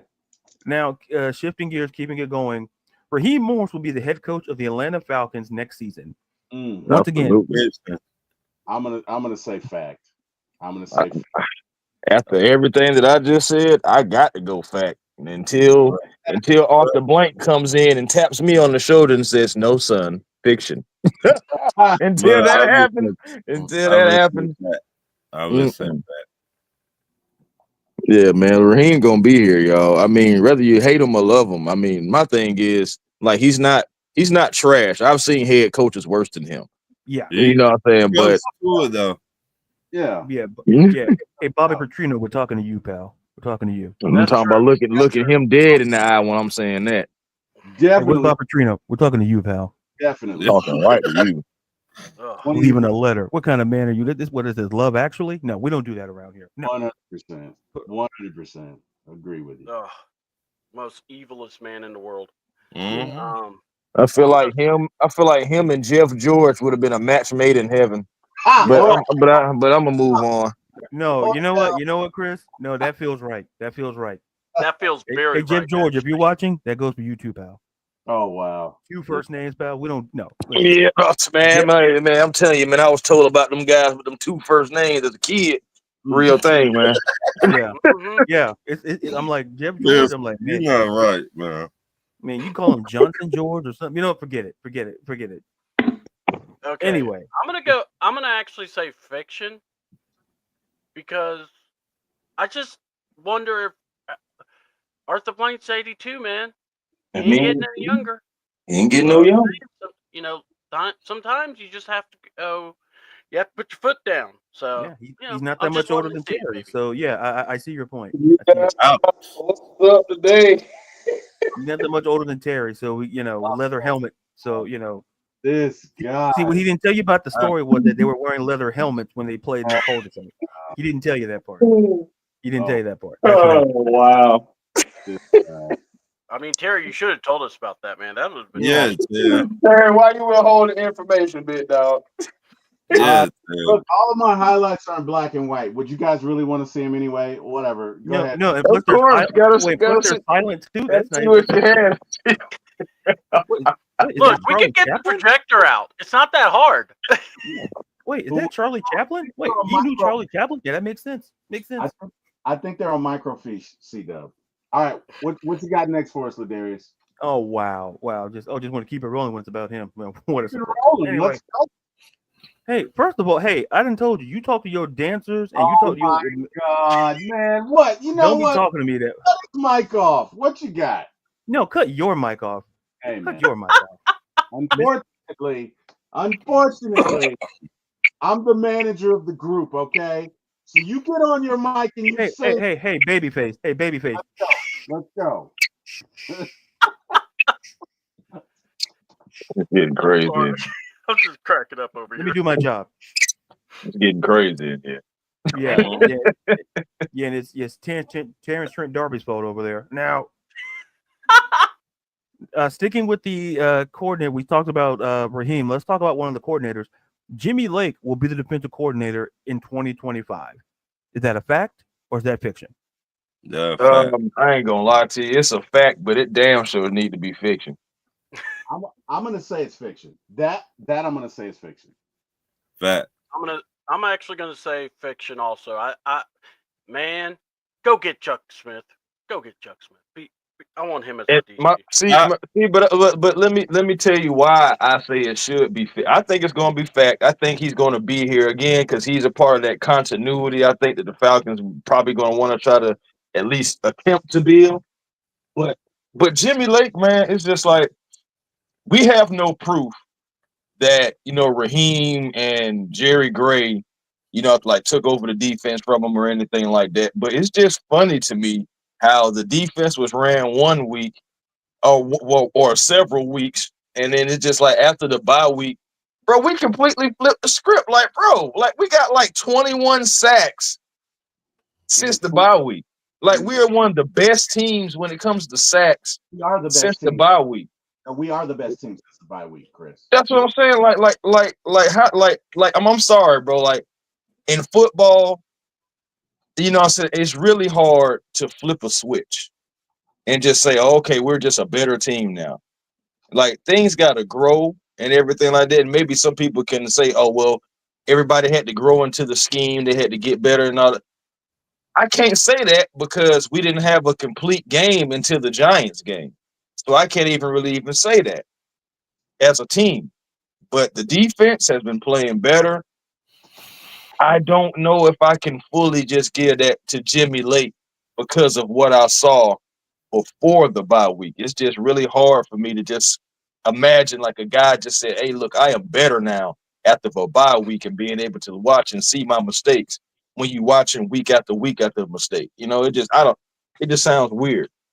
This sounds weird. To really believe that somebody can just turn it around in the mid-season after 1 week when they've had multiple weeks to do that.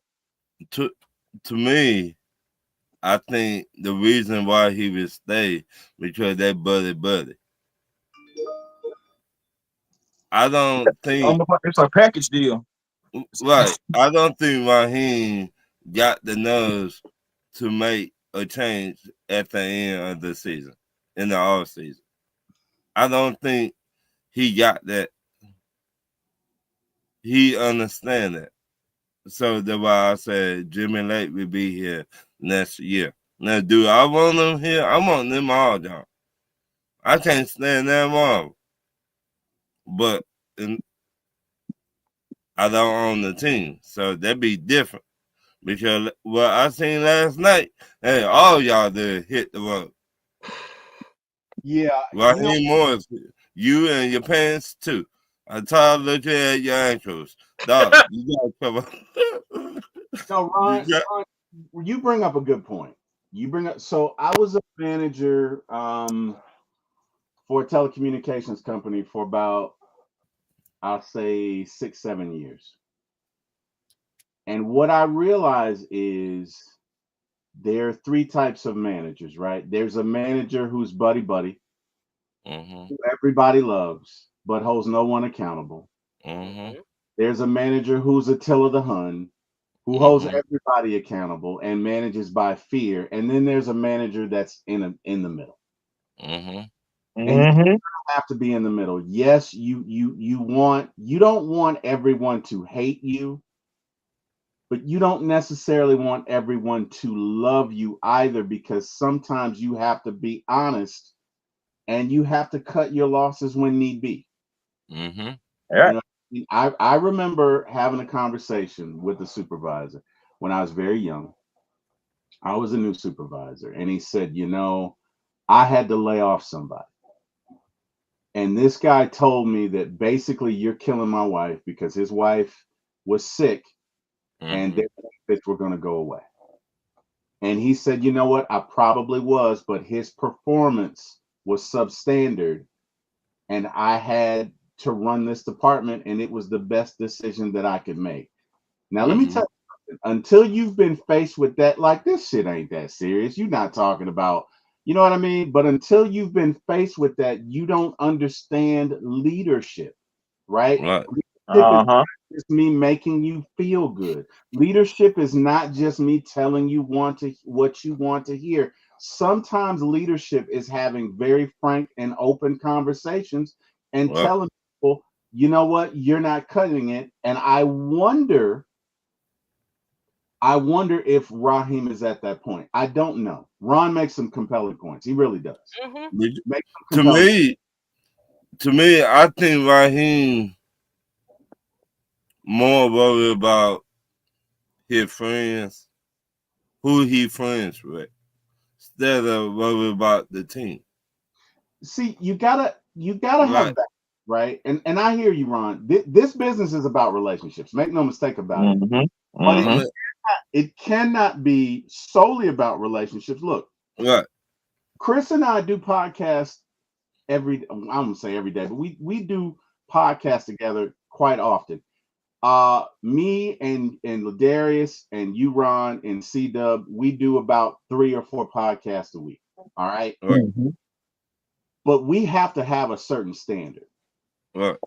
To the extent that one of us is not meeting it, then a conversation needs to be had. Because if it's not had, then what's going to happen is the overall performance of the group is going to go down. You Right. get what? Right. Absolutely. And it Right. takes a certain set of stones to be able to do that. Now, I'm not trying to delay Ladarius because unfortunately I gave him Ladarius. Do you want to finish or do you want to save the rest of these for next week? Like you got 4 more. It's up to you. Oh no. It's your show, Timberland. I'll let you. We can save it. All right, let's save it. We'll go on to Falcons trivia. Mm. Guys, in 1977, and I'm going to Mm. put stuff on the big screen here. It's time Ooh. for the big screen. Oh That- my God. gentlemen. Boo. Oh, wow, the hate. And I just supported your point, Ron. Jesus, man. Why? Yeah. Sorry. He expected that from me, not from you, Ron. Wow, I did expect that. And that's what's sad. I did expect that from you. All right. So in Hilarious. 1977, the Atlanta Falcons defense set an NFL record for the fewest points allowed in a 14-game season. How many points did they allow that year? And I know most of you weren't alive in 77, so good Yeah. luck. We know the leather helmets. We already I'm know. going to go with they allowed 12.9 points.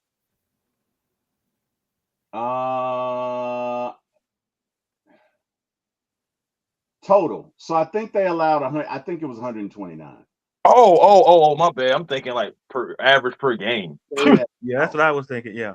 Me too. it was 129.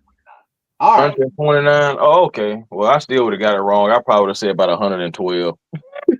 And for those of you who do not know the name of that defense, it was the Grits Grit Blitz. splits, baby. Grits Blitz. Yeah, I know who. Best Falcons defense in the history of ever. Y'all know who. Go, guys, and we appreciate it. All right. Next, when was the first winning season ever for the Falcons? You said the what now? When was the first winning season ever for the Falcons? So Oh, our shit. season in operation was 1966. When did we have our first winning season? 1971. 1971 is correct, sir. You are correct. All right. Last question, and I will be shocked if you guys get this. It is a multiple choice question. Of the Okay. following players, which one had been inducted into the Pro Football Hall of Fame based mainly on their play with the Falcons? Of the following players, which one had been inducted into the Pro Football Hall of Fame based mainly on their play with the Falcons? These are your choices: Eric Dickerson, Tommy McDonald, or William Andrews. Tommy McDonald. William Andrews. I'm gonna say William Andrews. Okay, Tommy McDonald. William Andrews is not in the Professional Hall of Fame. I believe he is in the College Hall of Fame. Yeah, he in the College Hall of Fame for Georgia and Alabama, but he not in the Hall of Fame for the NFL. Okay, that's what. McDonald. The correct answer is Tommy McDonald. Yeah, that's all I had left. Well, I just great performance out there, C-Dub, shooting from way downtown, man. Great I performance. just had one in the chamber. That was my last one. You That's why I had said Tommy McDonald. I said, Me well, I was like, yeah, Tommy McDonald had to get that 1971 in too. I hear that. All right, guys, we are at the segment in the show called Doubling Up with C-Dub. Okay, And doubling up. Doubling up with C-Dub. Mm-mm. Terry, you have been warned about that dancing. We gonna write you a ticket, Ted. You know what? I got one for you guys. I got one for you guys. I got one for you guys real quick, man. You know. yeah. All right, so this how we're gonna do this. It's the year 2024. I'm in a game time situation where I can win the game, but I don't call timeout. Who am I? Raheem Morris. The next ex Rah, head rah, coach rah, of rah, the rah. Falcons. Yeah, that was easy for everyone to get. Mm-hmm. Raheem Morris. C-Dub, go ahead with your segment, sir. Doubling up with C-Dub, ladies and gentlemen. Kind of went off on my segment a little earlier, but let's just say it like this. We are about to find out what kind of owner Arthur Blanks is again. Because are you steaming about what you see? As in, you didn't get Bill, and so for whatever people want to say, I still feel that was the guy he wanted. But I believe that move made the most impossible thing happen. Rich McKay and Terry Fontenot united as a team and accomplished something, saved their jobs. But now we deal with the aftermath. What happens? Because look, I know people are going to look at this team and go, well, we have Troy Anderson coming back. We're going to have guys coming back. Guys, Troy Anderson is injury prone. This man spends more time in the DL than anything else. We need a legit linebacker that can go side to side, that can play defense, that can make calls on the line, and may need to draft one. I probably would say I would draft it in the first round if it's there. Mr. Walker. But also, I'm looking at it like this. We need Terry to be a better GM because he has made moves to literally it's not even the first round picks that I look at. It's the second day picks. It's the moves you make to try to get guys. And you're like, man, if you didn't do that, you probably still get the guy and get someone else. So now we're in a situation where the quarterback you signed cost you a 5th round pick with his mouth. Mm-hmm. The quarterback that you sign is going to carry a dead cap hit, whether you trade him, if you could trade him, or if you cut him. Now, I'm not worried about dead cap because I'm looking at the Broncos and I saw that they were able to go into the playoffs, or they're fighting for a playoff spot. But look, they're fighting. They got a quarterback, and they look at the talent they have. They use those young guys, and they have been able to play. So now the biggest question is this: what do you do? We have a team that can actually make, we can make noise. We have a legit offense, even if Kyle Pitts isn't here. All right. If he's here, cool. If he's not, okay. But you have London, who's a dog. We talk about that. You have Michael Penix, who's going to, I believe, get better. And you got Bijan, who, and look, Tyler Algier is there, I know. But Bijan has shown what he could do. And I know a lot of people wish that Tyler gets more carries, but look, it is what it is. I don't make this offense. Now, if we had like a Ben Johnson who can make sure everybody gets the ball and can get some play, I'm all for it. But right now, we have solid pieces. But the question is going to be, how do we fix this team? How do we get ourselves to be that better playoff-minded team? This game was all about playoffs, and you saw how we showed up. Our team showed up. I think our team should have won that game, but our coach wouldn't give us the assist to win. The coach did not put us in the best position to win. And no matter what, that when you're being compared to the Bears as a head coach, that is not a good thing. Everybody was asking, what was Raheem doing? I guarantee you on other shows, they're probably asking the same thing if they want to talk about it. But you taking 5 timeouts to halftime. I mean, first half, you want to try to win the game. Second half, or the first, watch how the Chiefs do it. The first half, they're trying to score within last seconds. They're trying to push that ball downfield because they know the value of scoring.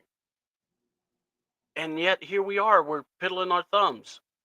And it's like, the guys are there. The talent is there. Our coaching has to step it up. And will it? Man, that's why I say, I think Arthur needs to really think about this. Because here's the thing. I don't think you would be the bad guy if you cut Raheem and this coaching staff. And not only that, if you say, we need a better GM. And I know a lot of people don't like to hear that. But the thing is this. Besides Michael Penix and Bijan and Drake, yeah, those are your first round picks. They're top 10 picks. I think you're supposed to hit those. What have you hit with? And those day 2 picks, they matter. You should have done some more, and you could have strengthened this team, and I don't see it. Again, the doubling up part is my thing is this. You really want to make this team good, man? Go after Rock. If Rock comes back, I got to see Chuck Smith. I got to see somebody who's gonna not just invigorate the defense, but really just wake everybody up. Chuck Smith would be. It's my thing is you bring Chuck Smith in, you're kind of doing what the Lions did, and that Lions got a guy who played for this team and knows this team's. Knows the community. And I'm going to tell you, Chuck Smith doesn't play. He is going to teach pass rush, but he knows his defense. And I would love to see him there. I would love to see him on the sideline coaching his defense and taking it to another level. The other thing is I would get an assistant for Zach Robinson. But like I said, man, it all comes down. Arthur Blank, what do you want to do? You got to make the decision. Me personally, I've already said what I would do. So we'll see. I'm excited about what we have in Michael Penix, and I think the fans should be excited. This kid is going to be something special. I really do feel that. Good deal. And that's doubling up with C-Dub. Back to you guys. Thank you, sir. We appreciate you. We appreciate you. Make no mistake about it. We appreciate you. And that right there was double or nothing with C double. Oh yeah, man. Don't do that, Ted. C-Dub's doing the same damn dance. What's up with this we ain't Terry shit? Whatever. Terry, I didn't have a problem, man. Shake your my bad, bro. We got a Terry that we thinking about too, man. My bad. Hold on. Terry. If you want to shake your groove thing, shake your groove thing. It's all good. I was shaking my look. Don't make me break out like my real dance because I don't think any of y'all could get with me. I'm just saying, right? If I put on you, Ron, not on your best day, you to beat me in dancing. Not on your best day. Either pop lock, you don't want to see me in dancing. Ron, I kick your ass. I'm telling you to your face. Okay. If you ever think about making me on the dance floor, you better wake up and apologize, Ron. Yeah, You don't want to see me on the dance floor. Oh, You let's don't. do it, Ron. Let's do it. Let's Okay. do it. This portion We of the can show, have it's a dance off Terry and Ron's dance online, off. and I'm gonna kick your ass. Look, Okay. I'm standing on business right now.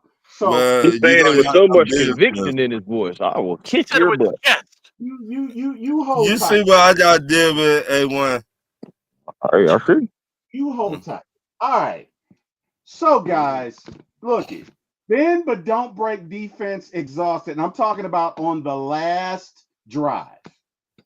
On that accursed drive that took damn near 7 minutes, where we lost the game in overtime.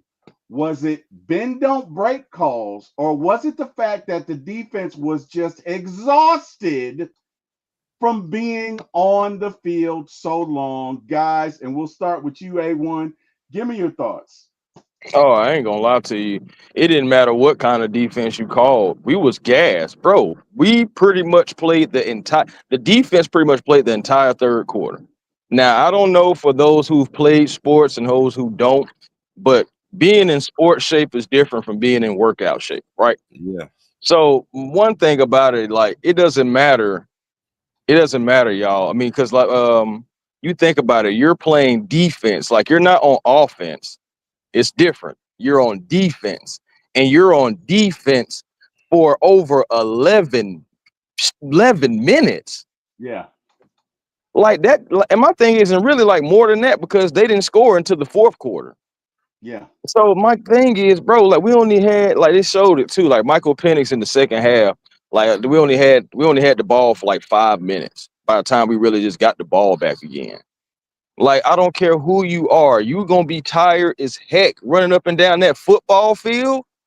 That's a football field. And you got to play defense on it for 11 straight minutes, pretty much.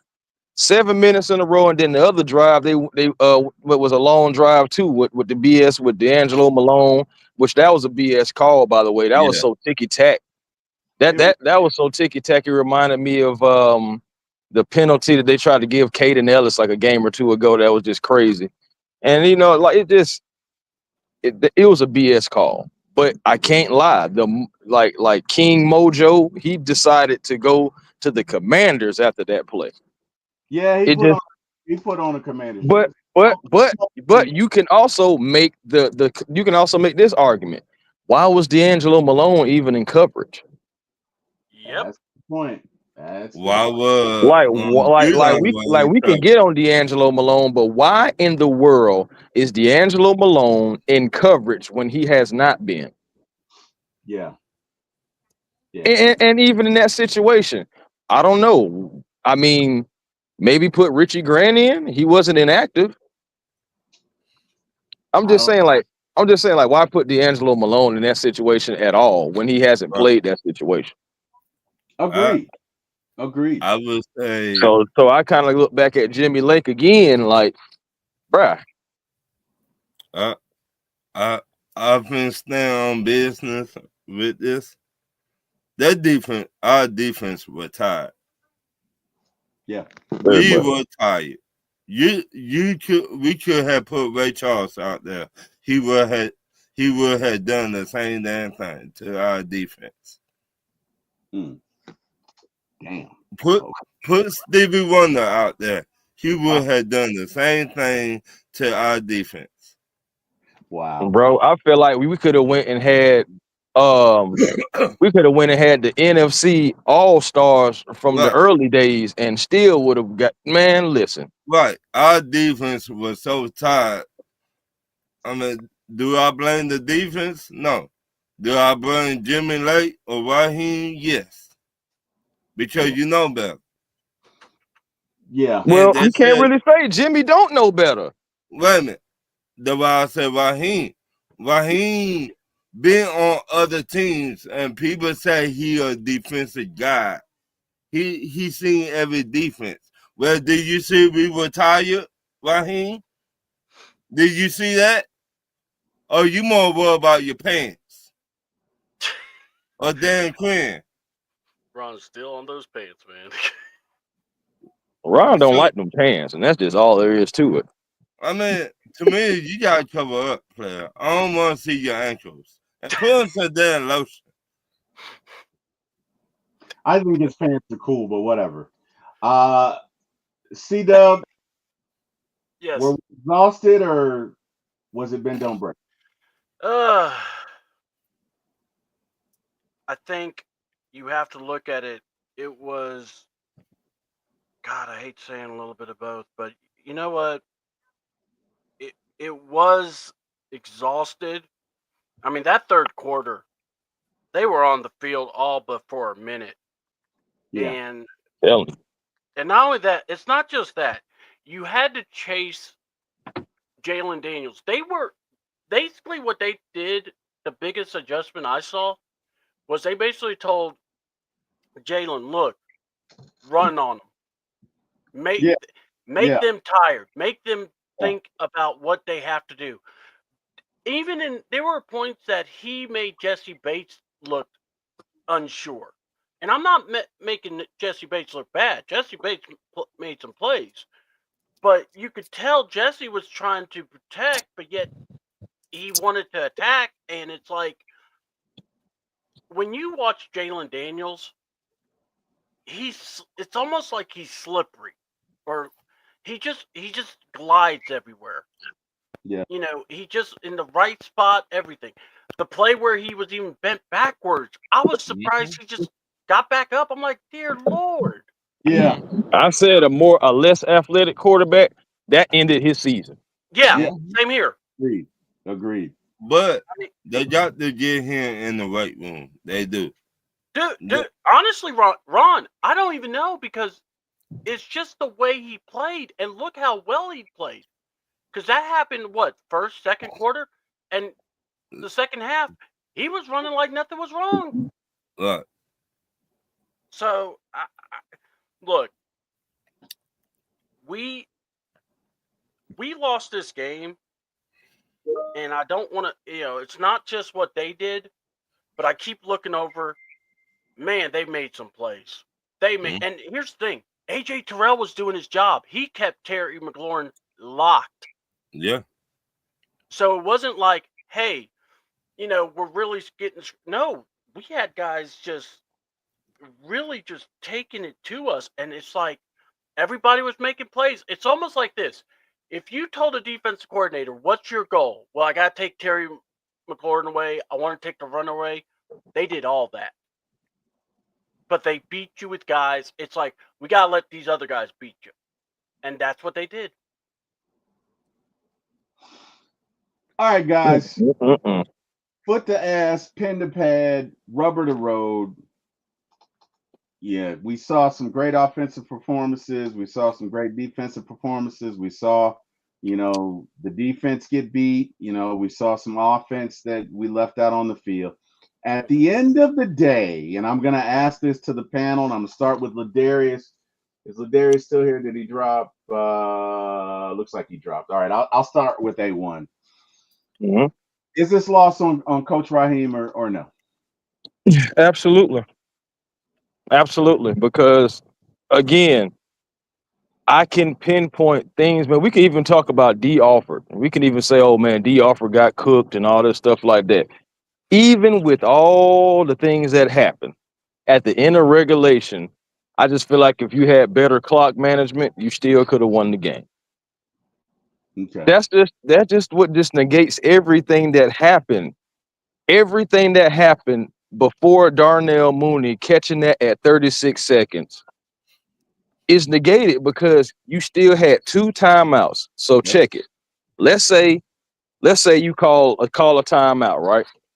All right. Then let's say the next play, you put it right in the middle of the field for a 15-yard gain.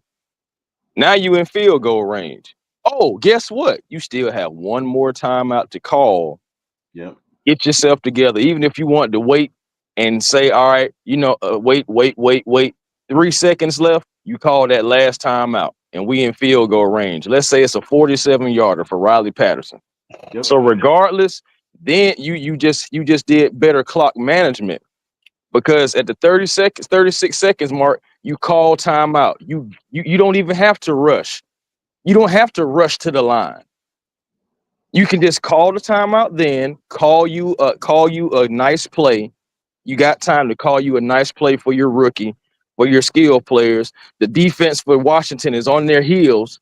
They don't know what's necessarily coming at you, and you still got a whole 36 seconds. You call another play, even if it's in the middle of the field, and you get 10, 15 yards, you still have another timeout you can call to either get you another play or two, or just wait and go all the way down to 3 seconds and just say, well, regardless, we either going to overtime or we're going to win this game right here.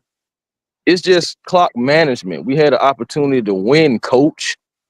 Yep. We had an opportunity to win, even with everything, even with Jaden Daniels running all over the place, even with it all happening. Coach, we had it at the end, coach. Yeah. Yeah. Ronnie Thomas. This on Raheem? Hell yeah, this on Raheem. I wish I didn't meet Raheem. Oh, and, Lord. and I would ask him, what the fuck you be thinking? What the fuck you be thinking? Better yet, I just would get him a 2-piece and biscuit. To me, it seemed like his body there and flesh be there, but his mind be somewhere else. It's not on the game. With me, but your mind is on the other side of town. Yeah. Raheem, what the hell you be thinking? Messing me around. That's a song by the OJs, ladies and gentlemen, from the 70s. What the hell you be thinking, Raheem Morris? I want to ask him that. If I ever get to go to the stadium and I see Raheem, I would pull him to the side, be like, what the hell you be thinking? What is it? Well, just know if you see me at the stadium and that music come on, it's on, Ron. Oh, Lord. It's on tight. I'm just saying. You know what else was on site? You know what else was on site? Alameda Zaki is cooking our ass. That was on site. You know what else on site? Huh? What's that, Ron? That whole defense. Yeah. On Washington were on site. That's and you know what else? If you pop locking, you might break a hit that you're almost 90. Hey man, here. So watch it.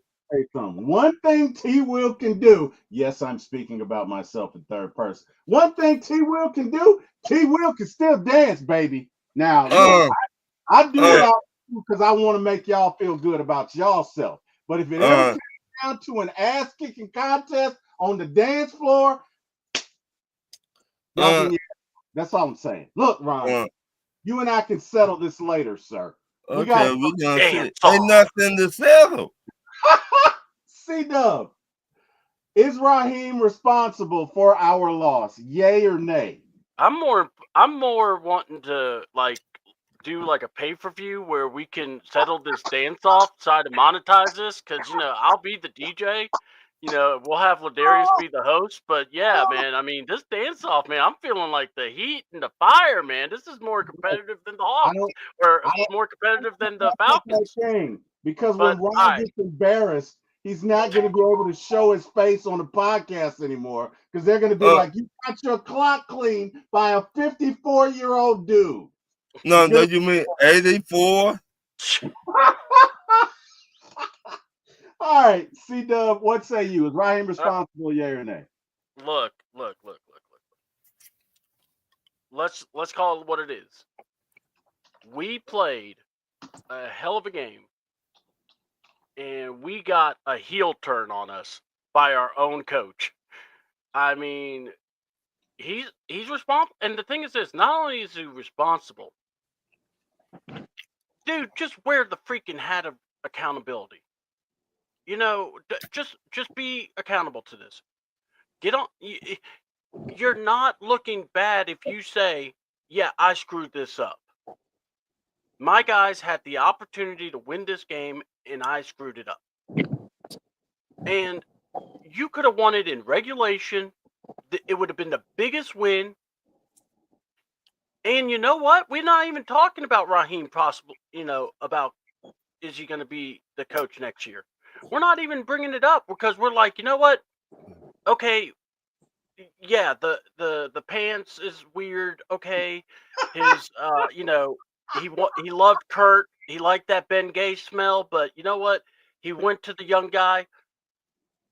It's like, dude, there would have been so much that would have been pushed under the rug, but because your pride and the way you are, I almost honestly feel like if he could have had Kurt, he would have coached that game better, or he would have coached the game with some effort. That's how I feel, and that's a problem. All right, guys. Last question. Where do we go from here? So let's game this out. Worst case scenario, and we are at DEFCON 5. Make no mistake about it. We are at worst case scenario. We are at pull the pin and throw the grenade and a hope like hell it works. Where do we go next year? Do we trade Cousins in the offseason? We got Simmons on a 1 year deal. We got Judon on a 1 year deal. Anderson is injury prone. We've got some injury. We've got some positions that we need to address. We've already signed Kyle. Kyle did make an appearance last night. Are we going to trade him? In short, where do we go from here? And guys, we can substitute this with you being the GM because essentially it's the same question. All right. A1, I'll start with you. Where you're the GM of the Falcons, your worst nightmare has been realized. Where are you going from here, A1? What are we doing? Man, oh man. All right, so I don't put myself back in Cap Hill, technically speaking. But I know, man, God told my okay. Let me bring it in. Let me bring it. I'll fit to go somewhere, but let me bring it in. All right, so the best case scenario is to trade Kurt if you're trying to save money. Like if you're trying to save money and improve this team in different ways, so you're going to have to trade Kurt because you do have holes, you do have pieces that you need to go get. You need to think about what you're going to do with Judon, if you're going to keep him or if you're going to let him go to get that pick. Now, his production doesn't say keep him, but we can still have the conversation to see what kind of money you looking for. And if if we can make the money work, I'm open to bringing back Judon. You know what I'm saying? But it's definitely not going to be for what he got paid this year, like 8 mil or something, 8-9 mil. So it's definitely not going to be nowhere near that. I'm talking about nowhere near it. And if you think so, then you can go. But because I mean, I'll take the draft pick and then just try to, right my wrongs in that aspect. Like I said, best case scenario, trading Kurt, because if you cut him, that's a 65 mil or spread it between 2 years. And I mean, I know you can work the cap to kind of like try to spread it out some more. It's just like I don't want to have to do all that. The best case scenario is to trade him. Troy Anderson, it didn't work. I mean, it's too injury prone for me. I like Arnold Abercady. That's the guy who I'm kind of banking on. I definitely would make sure that to not get somebody to try to like compliment him because I think he's turning the corner. He had 2 sacks last night. That's the second time that he's had multi sacks, and that's since the bye week. He's got 7 since the bye week, right? He has 6. Okay. 6 since the bye week, I believe. Mm-hmm. He has 7 total. So he might So actually. I just said this in that video that I did about Arnold Abercady like a couple of days ago. I said, like, if he keeps on trending up in his production, he's going to have a career year in sacks, and Yep. he has it now.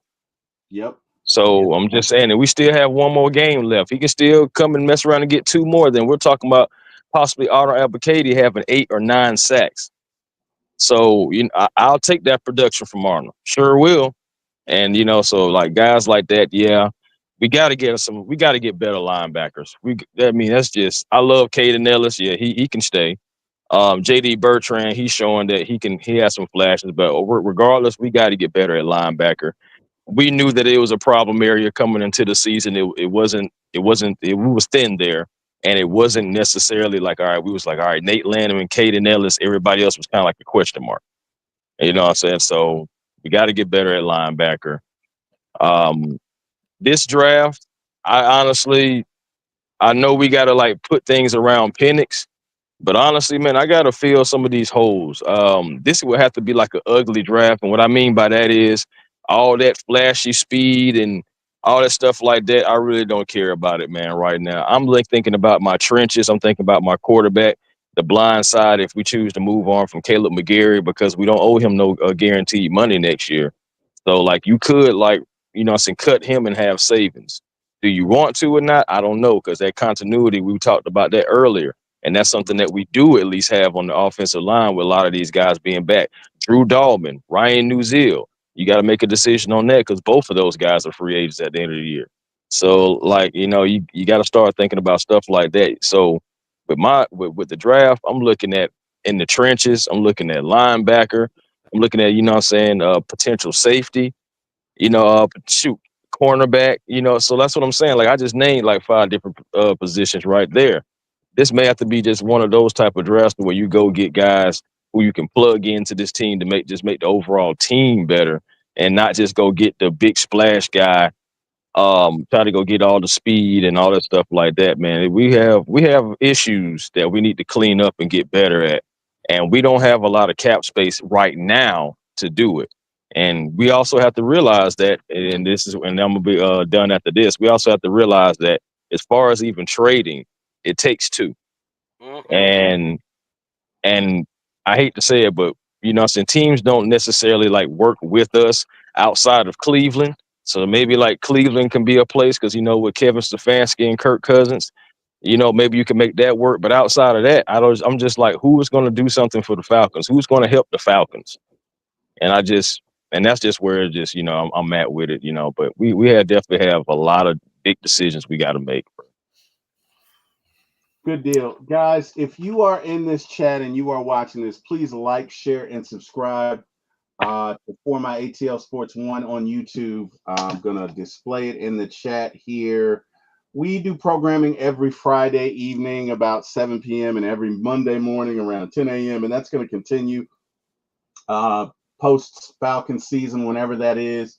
The goal today is to get at least 5 new subscribers. And again, it's free. It's not going to cost you anything. So if you have not liked, shared, and subscribed yet, please do so. As stated earlier, we are here every Monday. And I think, and I'm being humble. I'm not being arrogant, but I think we put on a pretty good show. So if you want to see more of it, please like, share, and subscribe. Again, that is For My ATL Sports 1 on YouTube. Please like, share, and subscribe the channel. It is the life's blood of what we do. It is a way that we can continue to bring the show to you. And this has been our service announcement back to our regularly scheduled programming. So, Ronnie Thomas, you're the GM of the Falcons. Damn it. We lost the game last night. Where are we going from here, Ronnie? I mean, where are we going? I got to know. Where are we going? Now, when you look at Kirk Cousins, I look at a putt-putt. What I mean by a putt-putt, a pieces. But I will call the Giants. I will call Tennessee. I will call Cleveland. And one more team.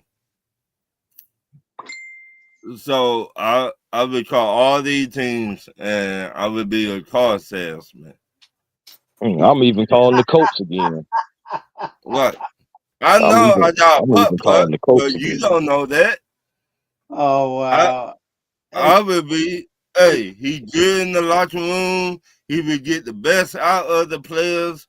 They don't know that. Wow. These head coaches don't know that, and they're looking for a leader. Kirk Cousins can be a leader. Now, will they give me what I want? Maybe, maybe not. Now, I will. To me, in my opinion, I will try my best to trade Kyle Pitts too. Though we need draft picks. We need draft picks. That's where I would go, and I would get the best out of the draft picks I get. Now, do I like Kyle Pitts? But but hey, Ron, how you said? But I mean, we need a lot of linebackers, safeties, corners, defensive line help. And how many draft picks we got right now? 5. They're not going to cut it. They're not going to cut it. So I would do, if I'm the GM, I would trade Kyle Pitts and Kirk Cousins their offseason for at least 4 draft picks each. So that's what I would do. Okay. Makes sense. C-Dub, you're GM for the day. Where we going? Where we going, C-Dub? Where we going? Where we going? What we doing? You got some good pieces. All right, you do. But you got to be real with what you have. Number one, Kyle Pitts ain't made for this world. He's not. Look, awesome moment, caught the touchdown, good for him. All right, good job on that. And I'm looking at Kurt. I got to get with Kurt because he's got that damn no trade clause. But I got to try to find a place. The other thing is this. I got to have some hard decisions to make about the offensive line because of McGarity. Also, I got to look at that D tackle spot. We got some young guys that can take over. But if I go and push for them to take over, we may have to say goodbye to somebody. And I don't want it to be Grady, but sometimes you got to do what you got to do. The other thing I'm going to say is this. As a GM, I want to save my job. If I got to throw Raw under the bus, I will. And my thing is this. I know people want to say, oh, well, Arthur Smith got 3 years, But my thing is this. I was screaming for Arthur Smith to be fired after the second year. But people tell me he could get better. So I'm looking at this year and I'm going, so with the great talent upgrade that Rock adapted, his quarterback, his coaches were 1 win better? Really? Like Ron said, it's coaching. I got to look at my coaching staff and I got to see, is there anybody on this staff that I could look at and go, we could build around this guy? Or do I need to get consultants to make these guys' jobs better? Or do I need to look at a head coach and go, I need somebody that knows football, that is not going to BS us. I'm tired of being wowed at the interview stage. What are you doing? Puppet shows? I mean, I'm sick of these interviews. Give me a guy like Dan Campbell. Give me a guy that is intense and wants to win. Don't give me a guy that's a rah-rah speech, because that's all we're getting. And when the rubber hits the road, what did we get? Oh, the guys need to move faster. The same guys that have been busting their humps for you, the same guys that you've been building up, you want them to move faster? You have 2 timeouts, and you could have called a timeout, and you could have gotten plays. You really think that Michael Penix doesn't know how to can do a hurry-up offense? That's what I'm really aggravated the most with. But, yeah, man. When I look at the defense, or where do we go? I think you can get. I think Ebiketie has. If you give him snaps, if you give these guys snaps, they're going to deliver. That's what a lot of us wanted to see. I think Judon, if he wants to come back here, great.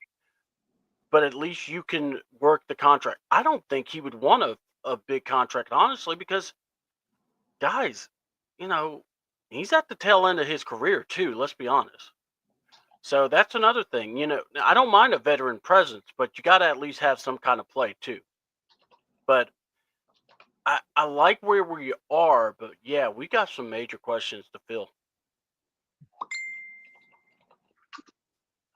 Good deal. All right. Hey, can you drop that to Dixon Way? Yeah, I got you, brother. All right. Give me a minute, Larry. I'm going to send it to your ex. All right. So let's go ahead and close that out. And You know, it's crazy that we sitting here having this conversation, right? Y'all do know this is all crazy, right? Yeah. We would want the game. Considering the fact that conversation. considering the fact that at the beginning of the season we talked about playoff or bust. Mm-hmm. Man, I'm just saying, Mm-hmm. if Tampa don't lose next week and we can't win, I'm just saying we're not going to the playoffs, so there's only one other option left. Yeah, I guess it's bust, man. I mean, if Tampa loses to the Saints and we win, I mean that's amazing. But like I said, we had to back in. But yeah, I'm with you. I wouldn't be mad about it. Right, I would not be mad about it. But why should we put ourselves in that kind of predicament? Yeah. You shouldn't be here. That's the whole point. We should not be in this kind of predicament. We want the Saints or all teams to win for us. And Raheem Morris could have got the job done last night. But we're here now, y'all. This is our reality, and we gotta live in it. We gotta move forward, and we gotta beat Carolina, and we got a scoreboard watch too, and hope that they want that New Orleans wants to play. And then I believe the game is in Tampa too. On top of that, yeah, as far as like them. You know what? Chris and I were talking last night in A1, and we were like in another universe. Like, you know, if we're in the multiverse, if there's another universe, the Falcons won. And Chris and I were in the other universe celebrating and laughing. But unfortunately we live in this one, and yeah, we lost. So golly, that sucks, big donkey hooters. Oh wow. We're waiting on I guess Dixon Way and Mark Cheney. I did drop Mark the link. So Christy Lewis. Hey, hey give me Chris. a second. I'm working on it, I promise. I'm sorry. All good. Christy says the Aints ain't got nobody left to play. Right. Half of that team half of that team is in Cancun already. Right. I think they shut down Alvin Kamara. I think he posted something about being in New Zealand or something. I don't know. Right. Yep. Half of that team on injury reserve already. So Mark Cheney, what it do, man? Hey, what's up, fellas? Hey, awesome show, Mark? man. Hey, what's up, fellas? Awesome show, man. Y'all made me late to work. I've been vibing, listening to the show. What's up, fellas? So yeah, forgive me when I have my camera on. I'm moving around trying to run to the office. Good, bro. But yeah. Like I said, I agree with most of what everybody's saying. I think everyone has great points. You know, we all seen this movie before, so it's almost like, you know, I think some of us are scared to accept, you know, what may be the ending. But as far as the topic about Raheem, I think we all like Raheem. I think we all prefer him as our leader compared to Arthur Smith. But I just feel like, we're coming to a dead end with this situation. And I say that because he's tied to Kirk Cousins. So now you're coming in as a new head coach. And now you already have this dead cap over your head. You're kind of you're kind of connected to Terry. So Terry is on the super hot seat. So if you fire Terry, it doesn't make sense to give Raheem Morris the benefit of the doubt. Like, we don't owe him anything. And then the biggest thing for me is his decisions with the coordinators. If you fire Jimmy Lake, what sense does it make to let Raheem bring in another defensive coordinator? I mean, you could have picked a lot of qualified people, but you brought in two inexperienced coordinators in a season where we expect you to at least get 9 wins, right? So we're at 8. We may get to 9, but we were at least expecting to be at 9 wins, and we were at least expecting to be in control of this division. And as of now, we're hoping the Saints, can help us out. So I just think when you look at the big picture with Raheem Morris, I just think, again, we're looking at a dead end. We're looking at a coach that is now going to be faced with a middle of the round draft pick. A coach that's going to have decisions with Kirk Cousins, decisions with this defense going forward. The same defense that was extremely mediocre most of the season. And again, when you just look at all the facets and you think about the clock management throughout the season, I don't think we owe him another season. Now, if we come out against the Panthers and we look like a completely different team, okay, my tone might change, but I feel like it's very possible that this game against the Panthers is going to be a competitive game, because it always is. And if that happens and we barely scrape away, I think it's obvious that, you have to start considering, looking at other options. And if there's someone available that you think is an upgrade over Raheem, you have to go get him. Because, again, we don't owe him anything. We gave him a lot of control. And one of his first decisions as a head coach was to go get Kirk.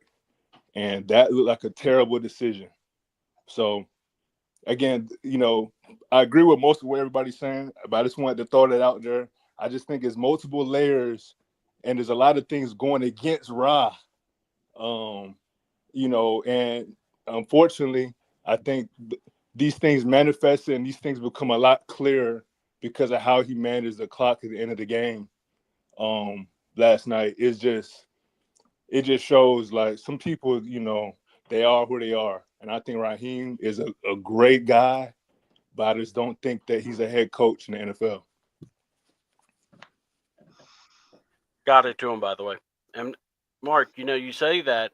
So would you also look at it as maybe he's just a really good defensive coordinator, but not a overall seer of the team? C-Dub, I wouldn't even say that. I'm listening.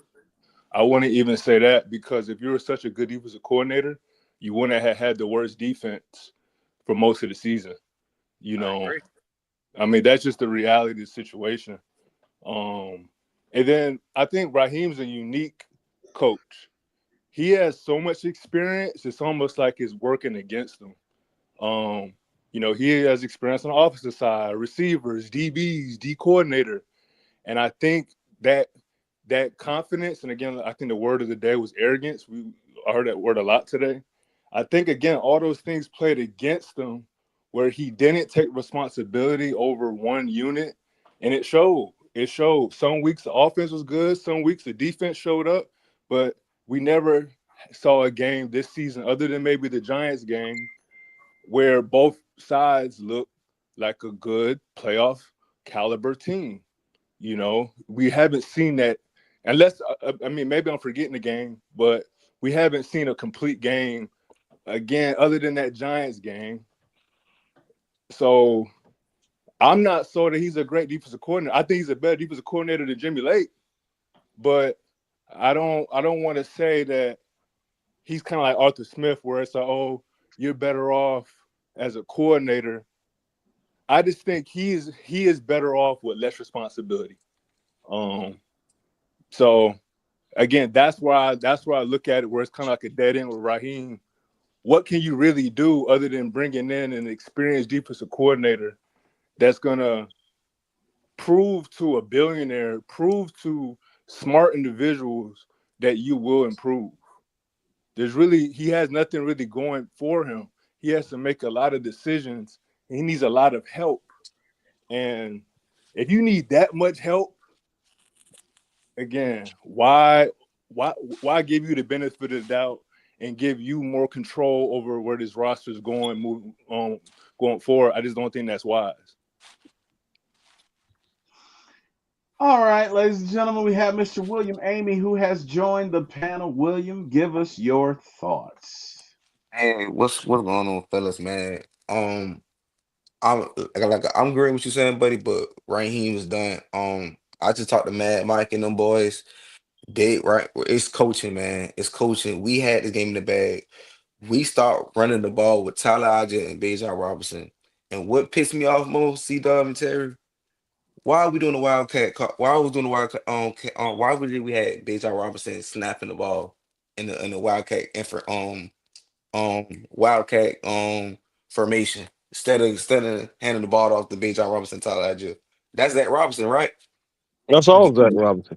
That's what I'm saying. We always get too cute when we get in the end zone. Hey, but I got to get on Drew Dalman because twice he snapped that ball funny. Yeah, he did. He caught Michael Penix once on the early snap, and that led to an incompletion. Then again in the Wildcat. So I got to get on to Zach Robinson, but I also got to get on to our offensive line, our center, Drew Dalman. Yes, and let's just talk about just Yeah, that. my bad. My bad. Somebody. We can't hear you. You guys Can't hear you. Can't hear you, Will. Hear you, William. What can you do for me lately?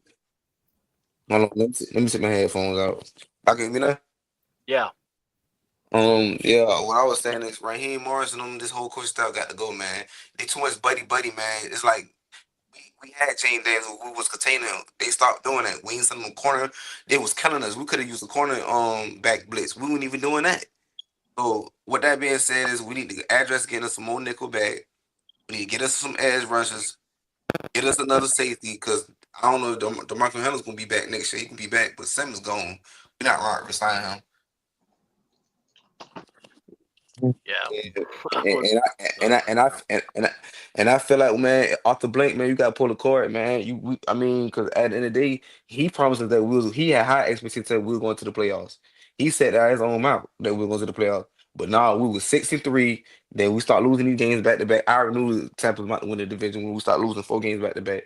And hey, I got to deal with people at my job talking about Tampa this, Tampa that. Tampa's not even a good team. They don't even have a defense. So I'm not even worried about them. But moving forward, fellas, man, we need a clean house, man. Like C-Dub said, we got a clean house, right? I hate to say it. I'm hiring Steve Wilkes, or I'm getting me some coaching office coordinator with some experience to help Raheem Morris, because Raheem cannot coach. I'm sorry, he's done. He didn't even call a timeout. We had 30 seconds and he ran it out. You could have at least put Darnell Mooney catch the ball on the 30-yard line of 50 to give us a chance to have a short yard village to kick the field goal. That's all I'm saying, man. Hey, and my question is, like, what case does Raheem really have to come back? Like, if y'all was Raheem, anyone that would want to or thinks he's gonna be back for year 2, because of what? Because of the contract he signed last summer? You know, other than them agreeing to a 2 or 3 year contract, what has he proven this year? What piece or what player has he built up? Like, what has we really done? Because if you look at Raheem Morris on the sideline, his mouth be shut. He's not even communicating with the players. I swear I never see him communicate. It's like he's never talking on the mic. And he ain't got that passion, brother. I ain't mean to cut you off. He ain't got that passion, brother. He's a cheerleader coach, brother. He's a cheerleader. He's a quiet boy. It's my word against y'all word type situation. And that's what I'm saying. I'm tired of these yes man's coordinators we have in this coaching staff, bro.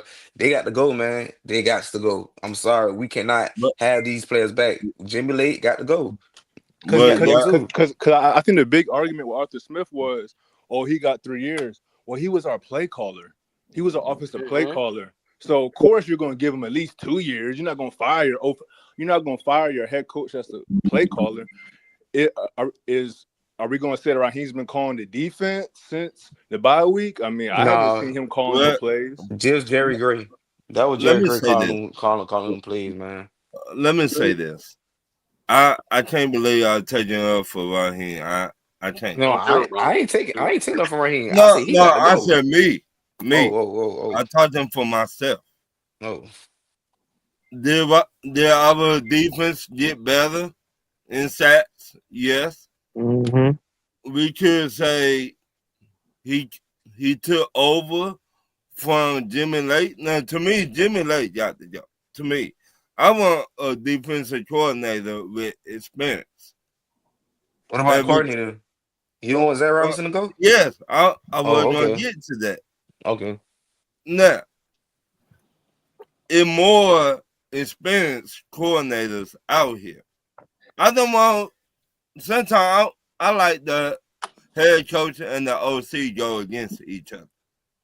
They bring out the best of each other. We see it with Pittsburgh. We see it with the Bills. They go against each other and bring out the best in each other. We see it with Minnesota this year. They're a top 5 defense and maybe a top 5 offense. But when stuff don't go their way, they go against each other. They challenge each other. That's what I want. I want my head coach when call the players out, call the OC out, call the defensive coordinator out. If they're not doing a good job, call their ass out. But Raheem Morris will not do that. He too buddy with everybody. He rather be your friend than tell you when you messing up. Ego. That's what causes his job. Yeah, Ego right there, man. That's what yeah. causes his job. Well, Uh, hang on a sec. We don't know that they're not private conversations. Now, what I will say is he does seem a little buddy, but I would be remiss if I did not. We don't know the conversations that they're having privately. what behind Don't, the what don't I wasn't gonna know behind closed doors. We don't know. we don't know. But on the sideline, where I see Hmm. he don't do that on the sideline. Right, He and don't walk up to the team. I don't blame He, him for not doing that on the sideline. I don't think that's necessary, right? I don't think it is necessary because it is not coaching, it is not leadership to cuss somebody out in front of 20,000 people. It's just not. Now, again, if you choose to do that, I'm not vilifying anybody who does, but it doesn't necessarily make you a great coach just because you cuss somebody out. C Dub, did you send Larry the link? Yeah, I did. I had to send it to him twice. So, and I was fighting with X to get it through. So, Larry, please check the DM. I'm Larry, C sorry. Dub sent I, it to you. I tried I to was send having some you. issues. It I but was wouldn't trying to allow. get it through. My all I just my point, all Ron. I just trying to say, Hmm. we seen head coaches go to their OCs and their players and be And like, "What shoot. you doing? Yeah, chew I their ass up. I What you see on the field?" no, To me, I get it, but that again, Ron. Here's where I am. Right, I've worked under a lot of leaders. I've been in management for a long time. I've worked for assholes. I've worked for nice guys. I've worked for people in the middle. This is what I was taught. And I've worked in many corporate functions. I've been a manager, I've been a trainer, I've been a supervisor. You always praise in public and criticize in private. Now that's me. That doesn't mean that again, I'm not Bill Parcells, right? right, At the end of the day, if you're going to coach, you have to be yourself. So if right, you're not comfortable with ripping somebody a new asshole in front of 90,000 people, then don't do it. It should be private. All I'm saying is we don't know that those conversations are not being had, right? right. And look at Ron, you have a point. This is what I will say after watching that interview last night. Raheem gives off the vibe that I'm the smartest guy in the room. And that is the one thing, if he's going to survive as a head, that he's got to deal with now. What? But Terry, I ain't trying to cut you off, Terry. But I Hey, get what Ron's saying. Ron saying that he want a disciplined coach gonna get on Uh, players' ass and then make mistakes and just make I, adjustments on the fly. because I, you get on again, there are coaches. You don't see Robert Saleh doing that. And Robert but, Saleh gets great defense. You don't see Robert Saleh cussing folks out on the but, sideline. You don't. but, but we seen Pittsburgh Steelers head coach Mike cussing out. Tomlin.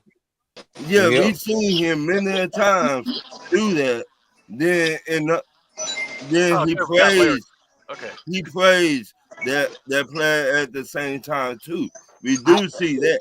I get it. That's one guy. And Ron, I'm not saying that doesn't work, but it doesn't work with everybody. Just Right. Ron, because you cuss it, just because you cuss a player out on the sideline, that doesn't mean that that's going to resonate with everybody. I got 3 kids, and the approach that I take with my 3 kids is totally different, contingent upon the kid. Some kids, I can get them right where they do. There's Right. other I got to pull to the side and have a conversation. Because if I Right. go off on them, they're just going to shut down. They're not going to respond. They're not going to get better. They're just going to shut down. Hey, what happened? Damn, Dixon Way, you dropped. Okay, I was about to introduce But him. oh, Go ahead. Yeah. I understand Dixon that. Way. Yeah, I sorry, understand Ron. it. But what I'm saying, I tired we getting these head coaches He costing us games, man. For real. and Like coaching us game and think, oh, I'm the smartest dude in the room. No, you're not. I agree with Because you. if Ray Charles to see you fucked up, it's Stevie Wonder to see you fucked up. What do you think the whole United States saying about us? I I and yeah. tired, and I I tired being in that boat. I Yeah. agree. I Cause agree. we I had agree with both of you there. I Cause, do. cause, Go cause, ahead. cause we had this game. We shouldn't even give Commanders any adjustment or hope beating us because we was up by 10 at halftime. All we could have did is make adjustments and say, hey, let's stop the read option, contain Jayden Daniels, do not give him no integrity of going outside of the pocket and run the ball. If we Yeah. would have tackled better in a half and forced him to throw, and Agent Terrell did his thing on this other side, and JC Bates would have did his thing, we would have won ball game. All we had to do was run the ball, play physical defense. That's all you need. That's complimentary football. And we don't have these type of coaches. That's the problem, bro. And like I said, Ron just saying that we need a hard-nosed coach who get on players' ass if they're not executing. And you have to be Right. on the bench. I I am so fed up having these head coaches that think they're smarter than everybody. Football is not rocket scientists. It's It's not. not. It's not. I played football my whole life. Let It's me not ask, rocket scientists. let me ask you a question, Ron. Is Bill Belichick the kind of coach that cusses players out on the sideline? Yes. Yeah. Yes. Yeah. He gets Yeah, he into do. it, but not. I don't think he does it on the sideline. Let Well, me ask, But actually, he, I've seen him do a few. you Yeah, I, but let I, me but ask, he, let me ask you a question. So if he does that, what happened when Tom Brady left? Because he literally took that franchise into the ground. And to I, your point, he was holding folks accountable. So what I, happened? I understand that, No, but he had I'm asking you he what ha- he had to rebuild all over again. happened. Ron, that's bullshit. That's He bullshit. I would did. call you on it. Ron, no, he ran that franchise into the ground because Bill Belichick is an asshole who doesn't know how to connect with players. What I'm what's up, saying, Dixon Way? you gotta look it. It's just like the church. If you got all love and no correction, nobody's doing anything. If you got all correction and no love, everybody hates you. There has to be a balance. I'm not saying you can't hold people accountable, but embarrassing folks, especially with this new generation of player, it doesn't work. Now that's just my Okay, that's just okay, What's up, Ted. What's up, Wait, Dixon? wait a minute. I'm gonna ask y'all something. We had Arthur Smith. We had Raheem Morris. What the difference between those two? I think Arthur's more of a hard ass. Eagle. I think Arthur's more stoic and more. I don't think he's as warm and cuddly as Raheem. But look at Ron. Let's get Larry some airtime because we got a few yeah. minutes. Hold on. Yeah, yeah. Let's give him an applause here. What's up? What's up? Dixon Way, how you doing, man? What's going on, guys? I don't need no applause. I need my coach to be a coach, man. I need a mouse tool. My son watching Mickey Mouse. That's good tool. That's good tool. What's up, man? So it's connection. It's probably connection. Larry, you Yeah, got hey, Man, but what like Larry I going with, want to just man? stick on what Larry was saying. Like as far as a head coach, like I don't think anyone's at. We don't want Ron to curse people out, but it's we want you to do something. And I think the prime example is we want you to call a timeout, bro. Like we oh, want you Yeah, you to like we want you to hold the defensive coordinator accountable. It took you 11 weeks to do that. You know, we want you like Will said. Why are we running a wildcat in that situation? He's Like, too damn cute. just exactly. because it Like, worked once in the game, they want to go back to the well instead of just giving it and handing it off to the running backs you've been giving it to anyway. Come on, man. But that was Remember, saying that's coaching. That's coaching. Like A1 Forever said it. When Bijan Robinson was tearing the ass off in the running game, they could not stop it. So why run from away from it? Was working until I we just that how we built our team on the running game. If Bijan and RJ hitting you in the mouth and the defense was getting tired, they were getting tired. You gonna stop that and just throw the ball? It don't make no sense. That go back to coaching. Coaching matter. yep. And what to me, Raheem, and I And said it many a time, I don't think Raheem know how to build a team. you don't. And why? And I didn't mean to cut you off. When he was in LA Rams, that was Wade Phillips' team. That wasn't Raheem Morris' team. They had Von Miller. They already had these players now. So I'm giving Wade Phillips and Sean McVay that team. That's not Raheem Morris' team. That was really Wade Phillips' team. So still want I he told still Correct. Jenny, Correct. want to still won a Super Bowl. Guys, I'm not saying you're not right. All right, let me be clear. I'm not saying he didn't look. This is his fault. He should have called the timeout. I can admit that. I can admit that. He should have called the timeout, and more importantly than that, he should have owned it in that press conference. That right? shit has to go. What I'm saying is, and I think A1 alluded to this. Who are you going to replace Raheem with? Who's out there? So for all Right? of you who talk all that, who are you replacing them with? That's You With out there. Whitfield, what's his name? Whitfield from who used to be a Tampa Bay office coordinator. I better get him than Raheem Morris. I We don't don't give a know damn what who it is. like. What's his credentials? Has he It's won? Has he? I got a question for you too. I got a question for you on that. Like my thing is, all right, it's not just about, you know what I'm saying, changing guys, but like, do you want to continue to have like a change of leadership? You know what I'm saying, that your guys, your players have to, you know, listen to new schemes, new verbiage, you know, all that stuff like that. Do you want to go on and have to like start all that over? It's just different things that the Falcons are going to have to think about. Like, you know, it's easy to say clean house, and we want them to clean house. Like we know what we're seeing as fans, but as an organization, you know, they really do have a lot of decisions to make. Do we really want to blow it up and restart? And it really gonna come down to the heart of Arthur Blank. Like everything, regardless, at the off season, still going to revert back to him. And what does he want to do at this point? Yeah. Does but he but want? A1, But I think the biggest thing is when you see Kirk Cousin on that sideline with his Mhm. helmet on, looking how he looked, that's the same look we was getting at the players when we fired Dan Quinn. And I just feel like it makes no sense to keep him when the players know, bro, the fans know, yo, you were a part of bringing this guy in. You was rooting for him the whole damn season. You probably kept him too in at long, least 2 weeks too too long. long. Like, like Bye week, he should have been benched. I ain't even cut you off. Bye week, Kirk Cousins should have been on the bench after bye week. And that's all I got to say. My bad, cut you off. I definitely say if nothing else, it should have been after that Charger game. I've said this plenty of times. If I was the coach, he wouldn't have gotten that last hoorah in Minnesota. I'm sorry, and So I know. exactly. So you don't think players see that? That's what I'm saying. Like, do you really think we owe Raheem that much? Do you think the players are like, oh my God, he got us to 6-3. Like, we love him so much. But like, you were the same coach that again was rooting for Kurt, and you kept him in a little too long. That's why I said I think we're at a good place where you can cut ties, with him and the GM and just start fresh. You probably got to get rid of Grady. You probably got to get rid of Justin Simmons, Judon. But D like, Alford.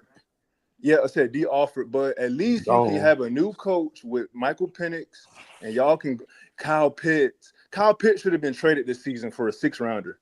Yep. Like at the end of the game, we have Charlie Warner in, and they didn't put Kyle Pitts in until third down and for that first drive.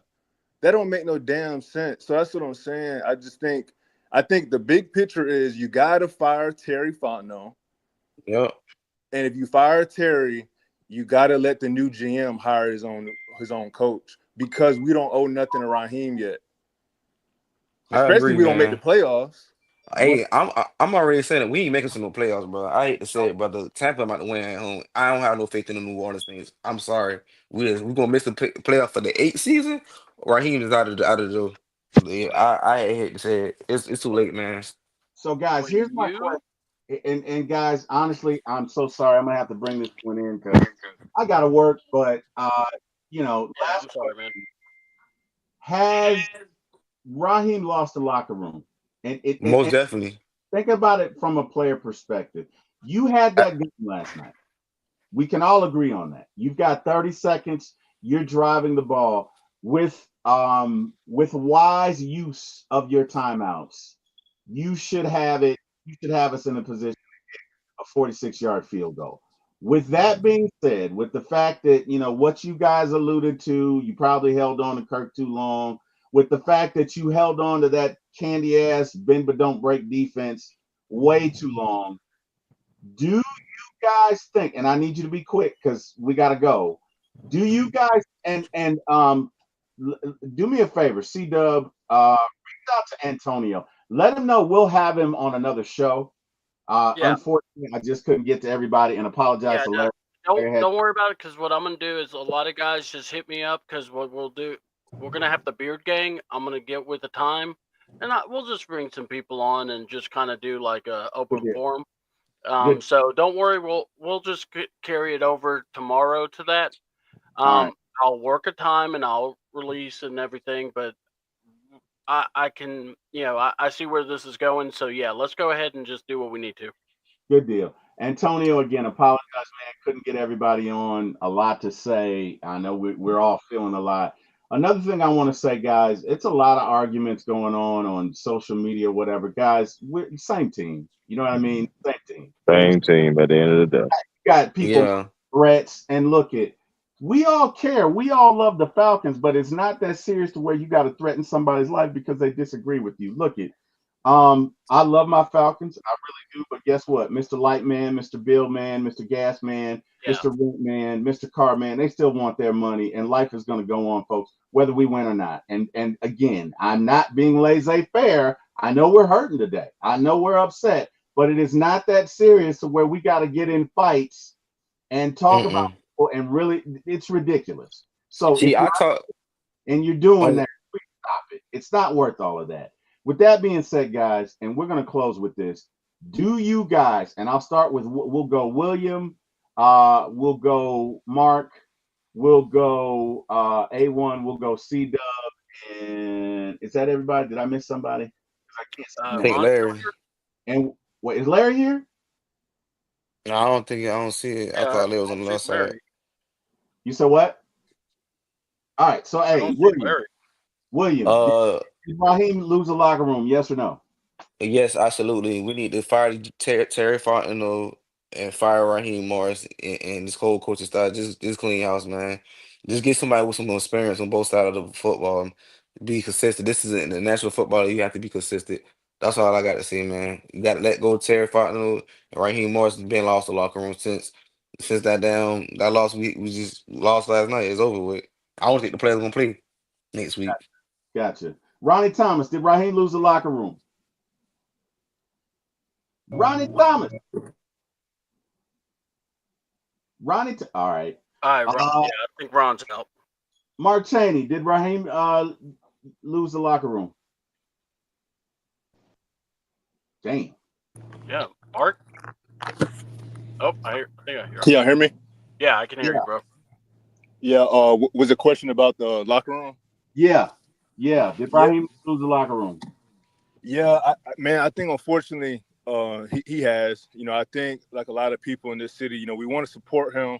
I think the reality of the situation is, man, he's in Atlanta. He's a black coach, first black coach in Falcon history. Like, we want to see him have success. I don't think anyone is like rooting against him, but I think just he's not qualified. I just think he's shown time after time he's not qualified for the position, and I just don't see why we are ready to give him another season, another game. Like he just hasn't been able to put it together. So I think if I'm a player, maybe he hasn't lost me completely because he seems to be a cool guy overall and care about the players, and I think he does care. But I think that no one can say we're more confident with Raheem leading us into any game, into any matchup. Like, he just doesn't give us an edge. Like, there's nothing that he gives us other than maybe the motivation throughout the week, and maybe he keeps us, feeling positive and feeling good. But when it's time to play, I don't see what edge Raheem gives us, and I think the players feel the same way. So I do feel like, as far as this season, it's a wrap, and I don't really Yeah. see I don't see what could happen in the off season for him to regain the trust. It's the same thing with Dan Quinn in the Super Bowl, you know. Do a But lot of the one thing he had was Matt Ryan. He just came off an MVP season, and he had a lot of young pieces. The Falcons just don't have that. Like, I don't think we have enough to believe. And then you got to think it's less about Raheem. It's really about the coordinators. I think Zach Robinson lost the offensive group, and Jimmy Lake. I mean, I still don't know how to feel about Jimmy Lake, because how the hell you become a defensive coordinator after the bye week? Like, Yeah, how all of a sudden, agreed. like how all of it, because he's still calling the defense. Every time they show him, he's still calling the defense. What's up with that? I Like, think I Rob, ain't Rob mean to cut gave him a template to call from.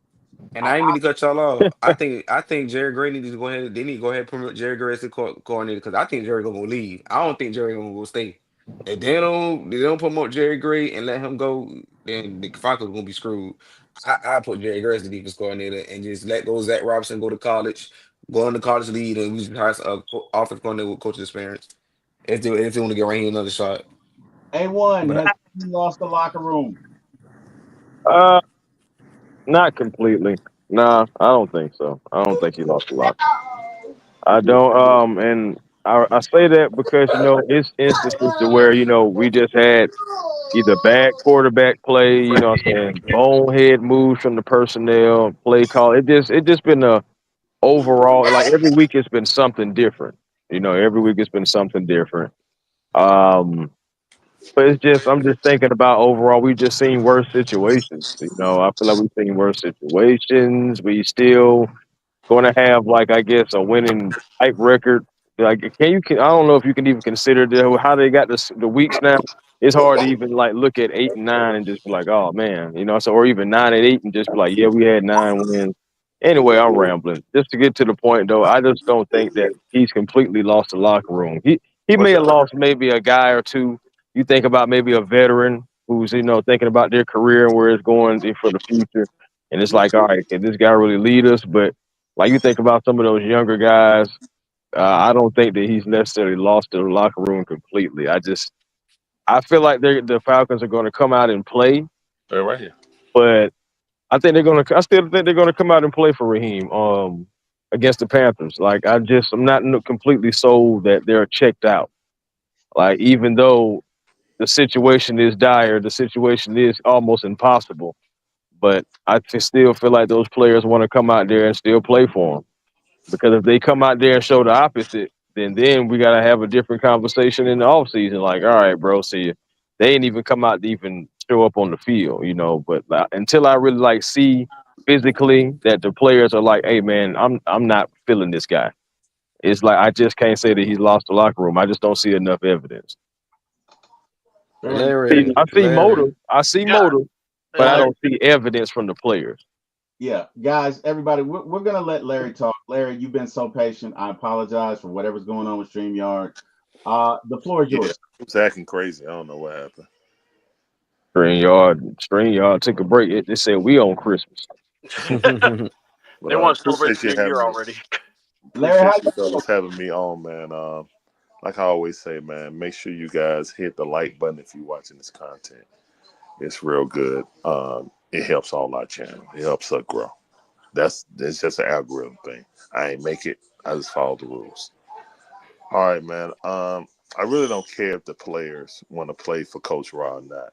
Obviously, he's not getting the best production out of those guys. Some guys are nice guys, but never head coach material. That's Coach Raheem. Um, is he going to get fired? No, because he's first year coach. The optics of firing Raheem when you gave Arthur Smith 3 years is going to be horrible. But this isn't just a coaching problem, in my opinion. This is organizationally a problem. Right now, Terry Fontenot should not be retained. He won't be fired because he has no contract after this season. I've seen people tell me like, "Oh, well, you can't fire Terry right now because if you get a new GM, he might not want Penix, he might not want Raheem." Well, guess what? That's a natural order of things. When a bear want to eat a fish, he don't ask the fish if he's ready to be eaten. You know what I'm saying? If it's So okay, when you that don't salmon ask them if it's jump out the okay. water, he's snatching and bite it with his mouth. So to me, man, I just look at it like this. Top down, Arthur Blank, you know what I'm saying? I know so-called Rich McKay stepped away, but I mean, really and truthfully, if he's really out of the picture, then Ted Fontenot has no excuse, bro. He put us right back in the Matt Ryan situation. He traded away draft picks for Matthew Judon. He got Justin Simmons, who ain't won nothing, and has been a liability outside the Kansas City game. Uh, yeah, and we only got 4 picks because we tampered. So Yeah, yeah, we gave yeah. away picks for Matthew Judon. So with that, man, all of that's fireable offense for Terry. I mean, me personally, once we lost that game, Terry would have got fired, for example.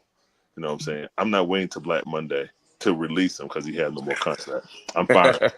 And then I'm having my normal search, whatever firm, and then I'm getting me a real GM. And then it'll be his choice to keep Raheem Morris or not. It'll be his choice. You know what I'm saying? Because I don't want to. I'm sick of this trying to marry a coach that the owner like, and then trying to get a GM. You know what I'm saying? Secondly, I'm sick of that crap. We need to get a real team president so Arthur Blank can do what the Rooneys do and sit back and just sign checks and don't get involved. You know what I'm saying? Instead, trying to be Walmart brand Jerry Jones. Like, I'm sick of this, man. get Not that great value.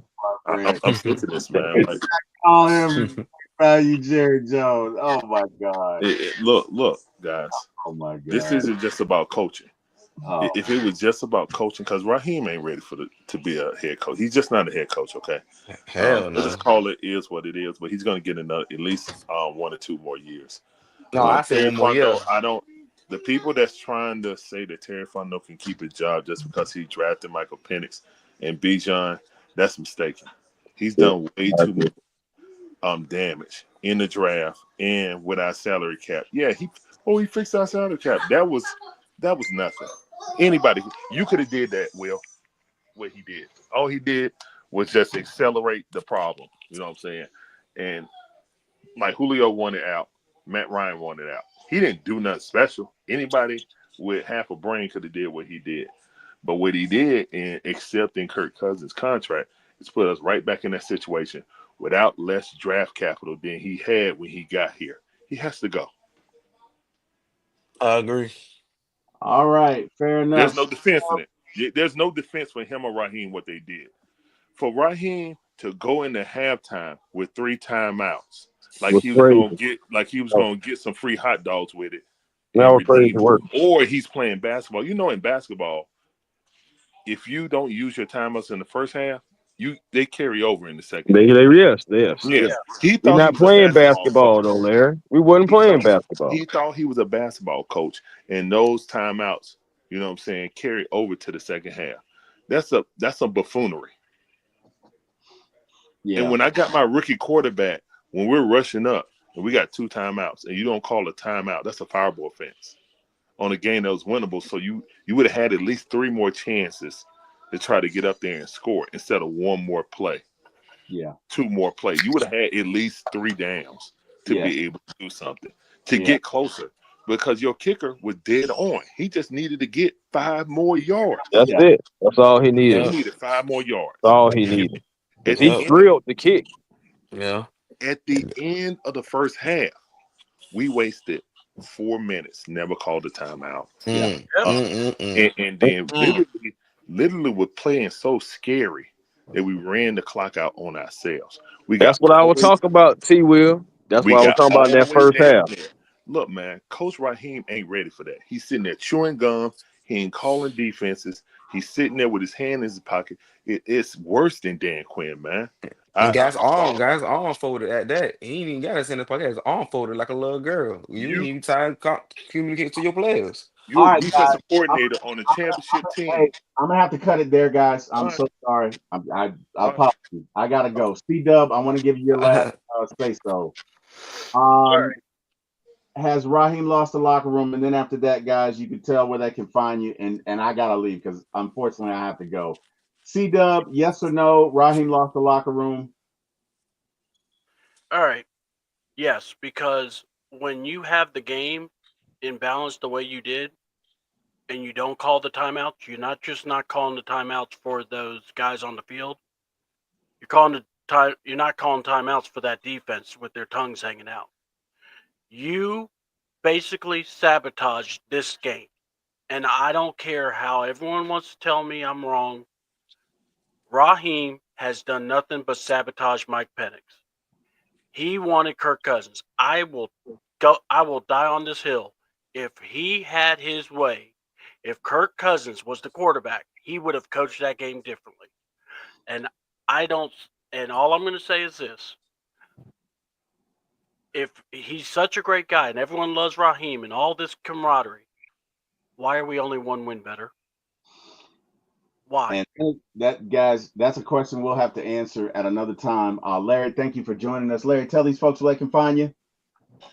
You can find me and my beautiful wife on the Dixon Way on YouTube, TikTok, Twitch, Rumble, and Twitter. Doing live commentary. Please check us out tomorrow as I'll be going more in depth on the ineptitude of Coach Raheem. Thank you for having me on the platform. No problem, Larry. Glad, and I'm so sorry I had to cut you off, man. I apologize because look, I respect No what. problem, brother. No problem. Please don't take it as anything other. But I got to log in, brother. I got to. Get out. Hey, C Dub, tell them where they can find you. C Double channel or the C Double 28 channel. We're going to do the Beard Gang review.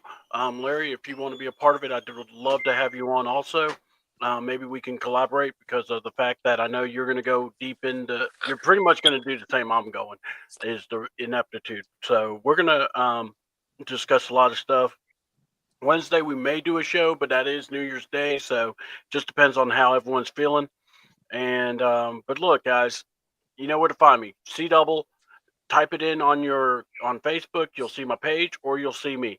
And add me, hit me up. Let's talk football. Let's talk wrestling, and we can have a great time. So, with that being said, much love, Terry. Let's get going.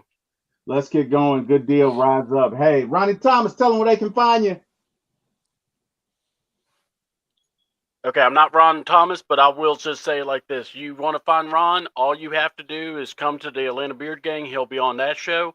He'll also probably be with Pops and the Hemi Brothers. He'll be on Talk Your Ish on Tuesdays. He also always here on Fridays and on Mondays. And guys, I believe that's quite a few of his shows. So because he actually has cut down a lot. But yeah, guys, just to find Ron, just type in Ron Thomas and you'll find him. Good deal. A1 from day one. Tell them where they can find you, brother. YouTube, A1 Forever Sports. That's the platform on YouTube. Please come over, like, comment, and subscribe, man. Also Twitter and Instagram, A1 Forever, and the real A1 Forever on TikTok.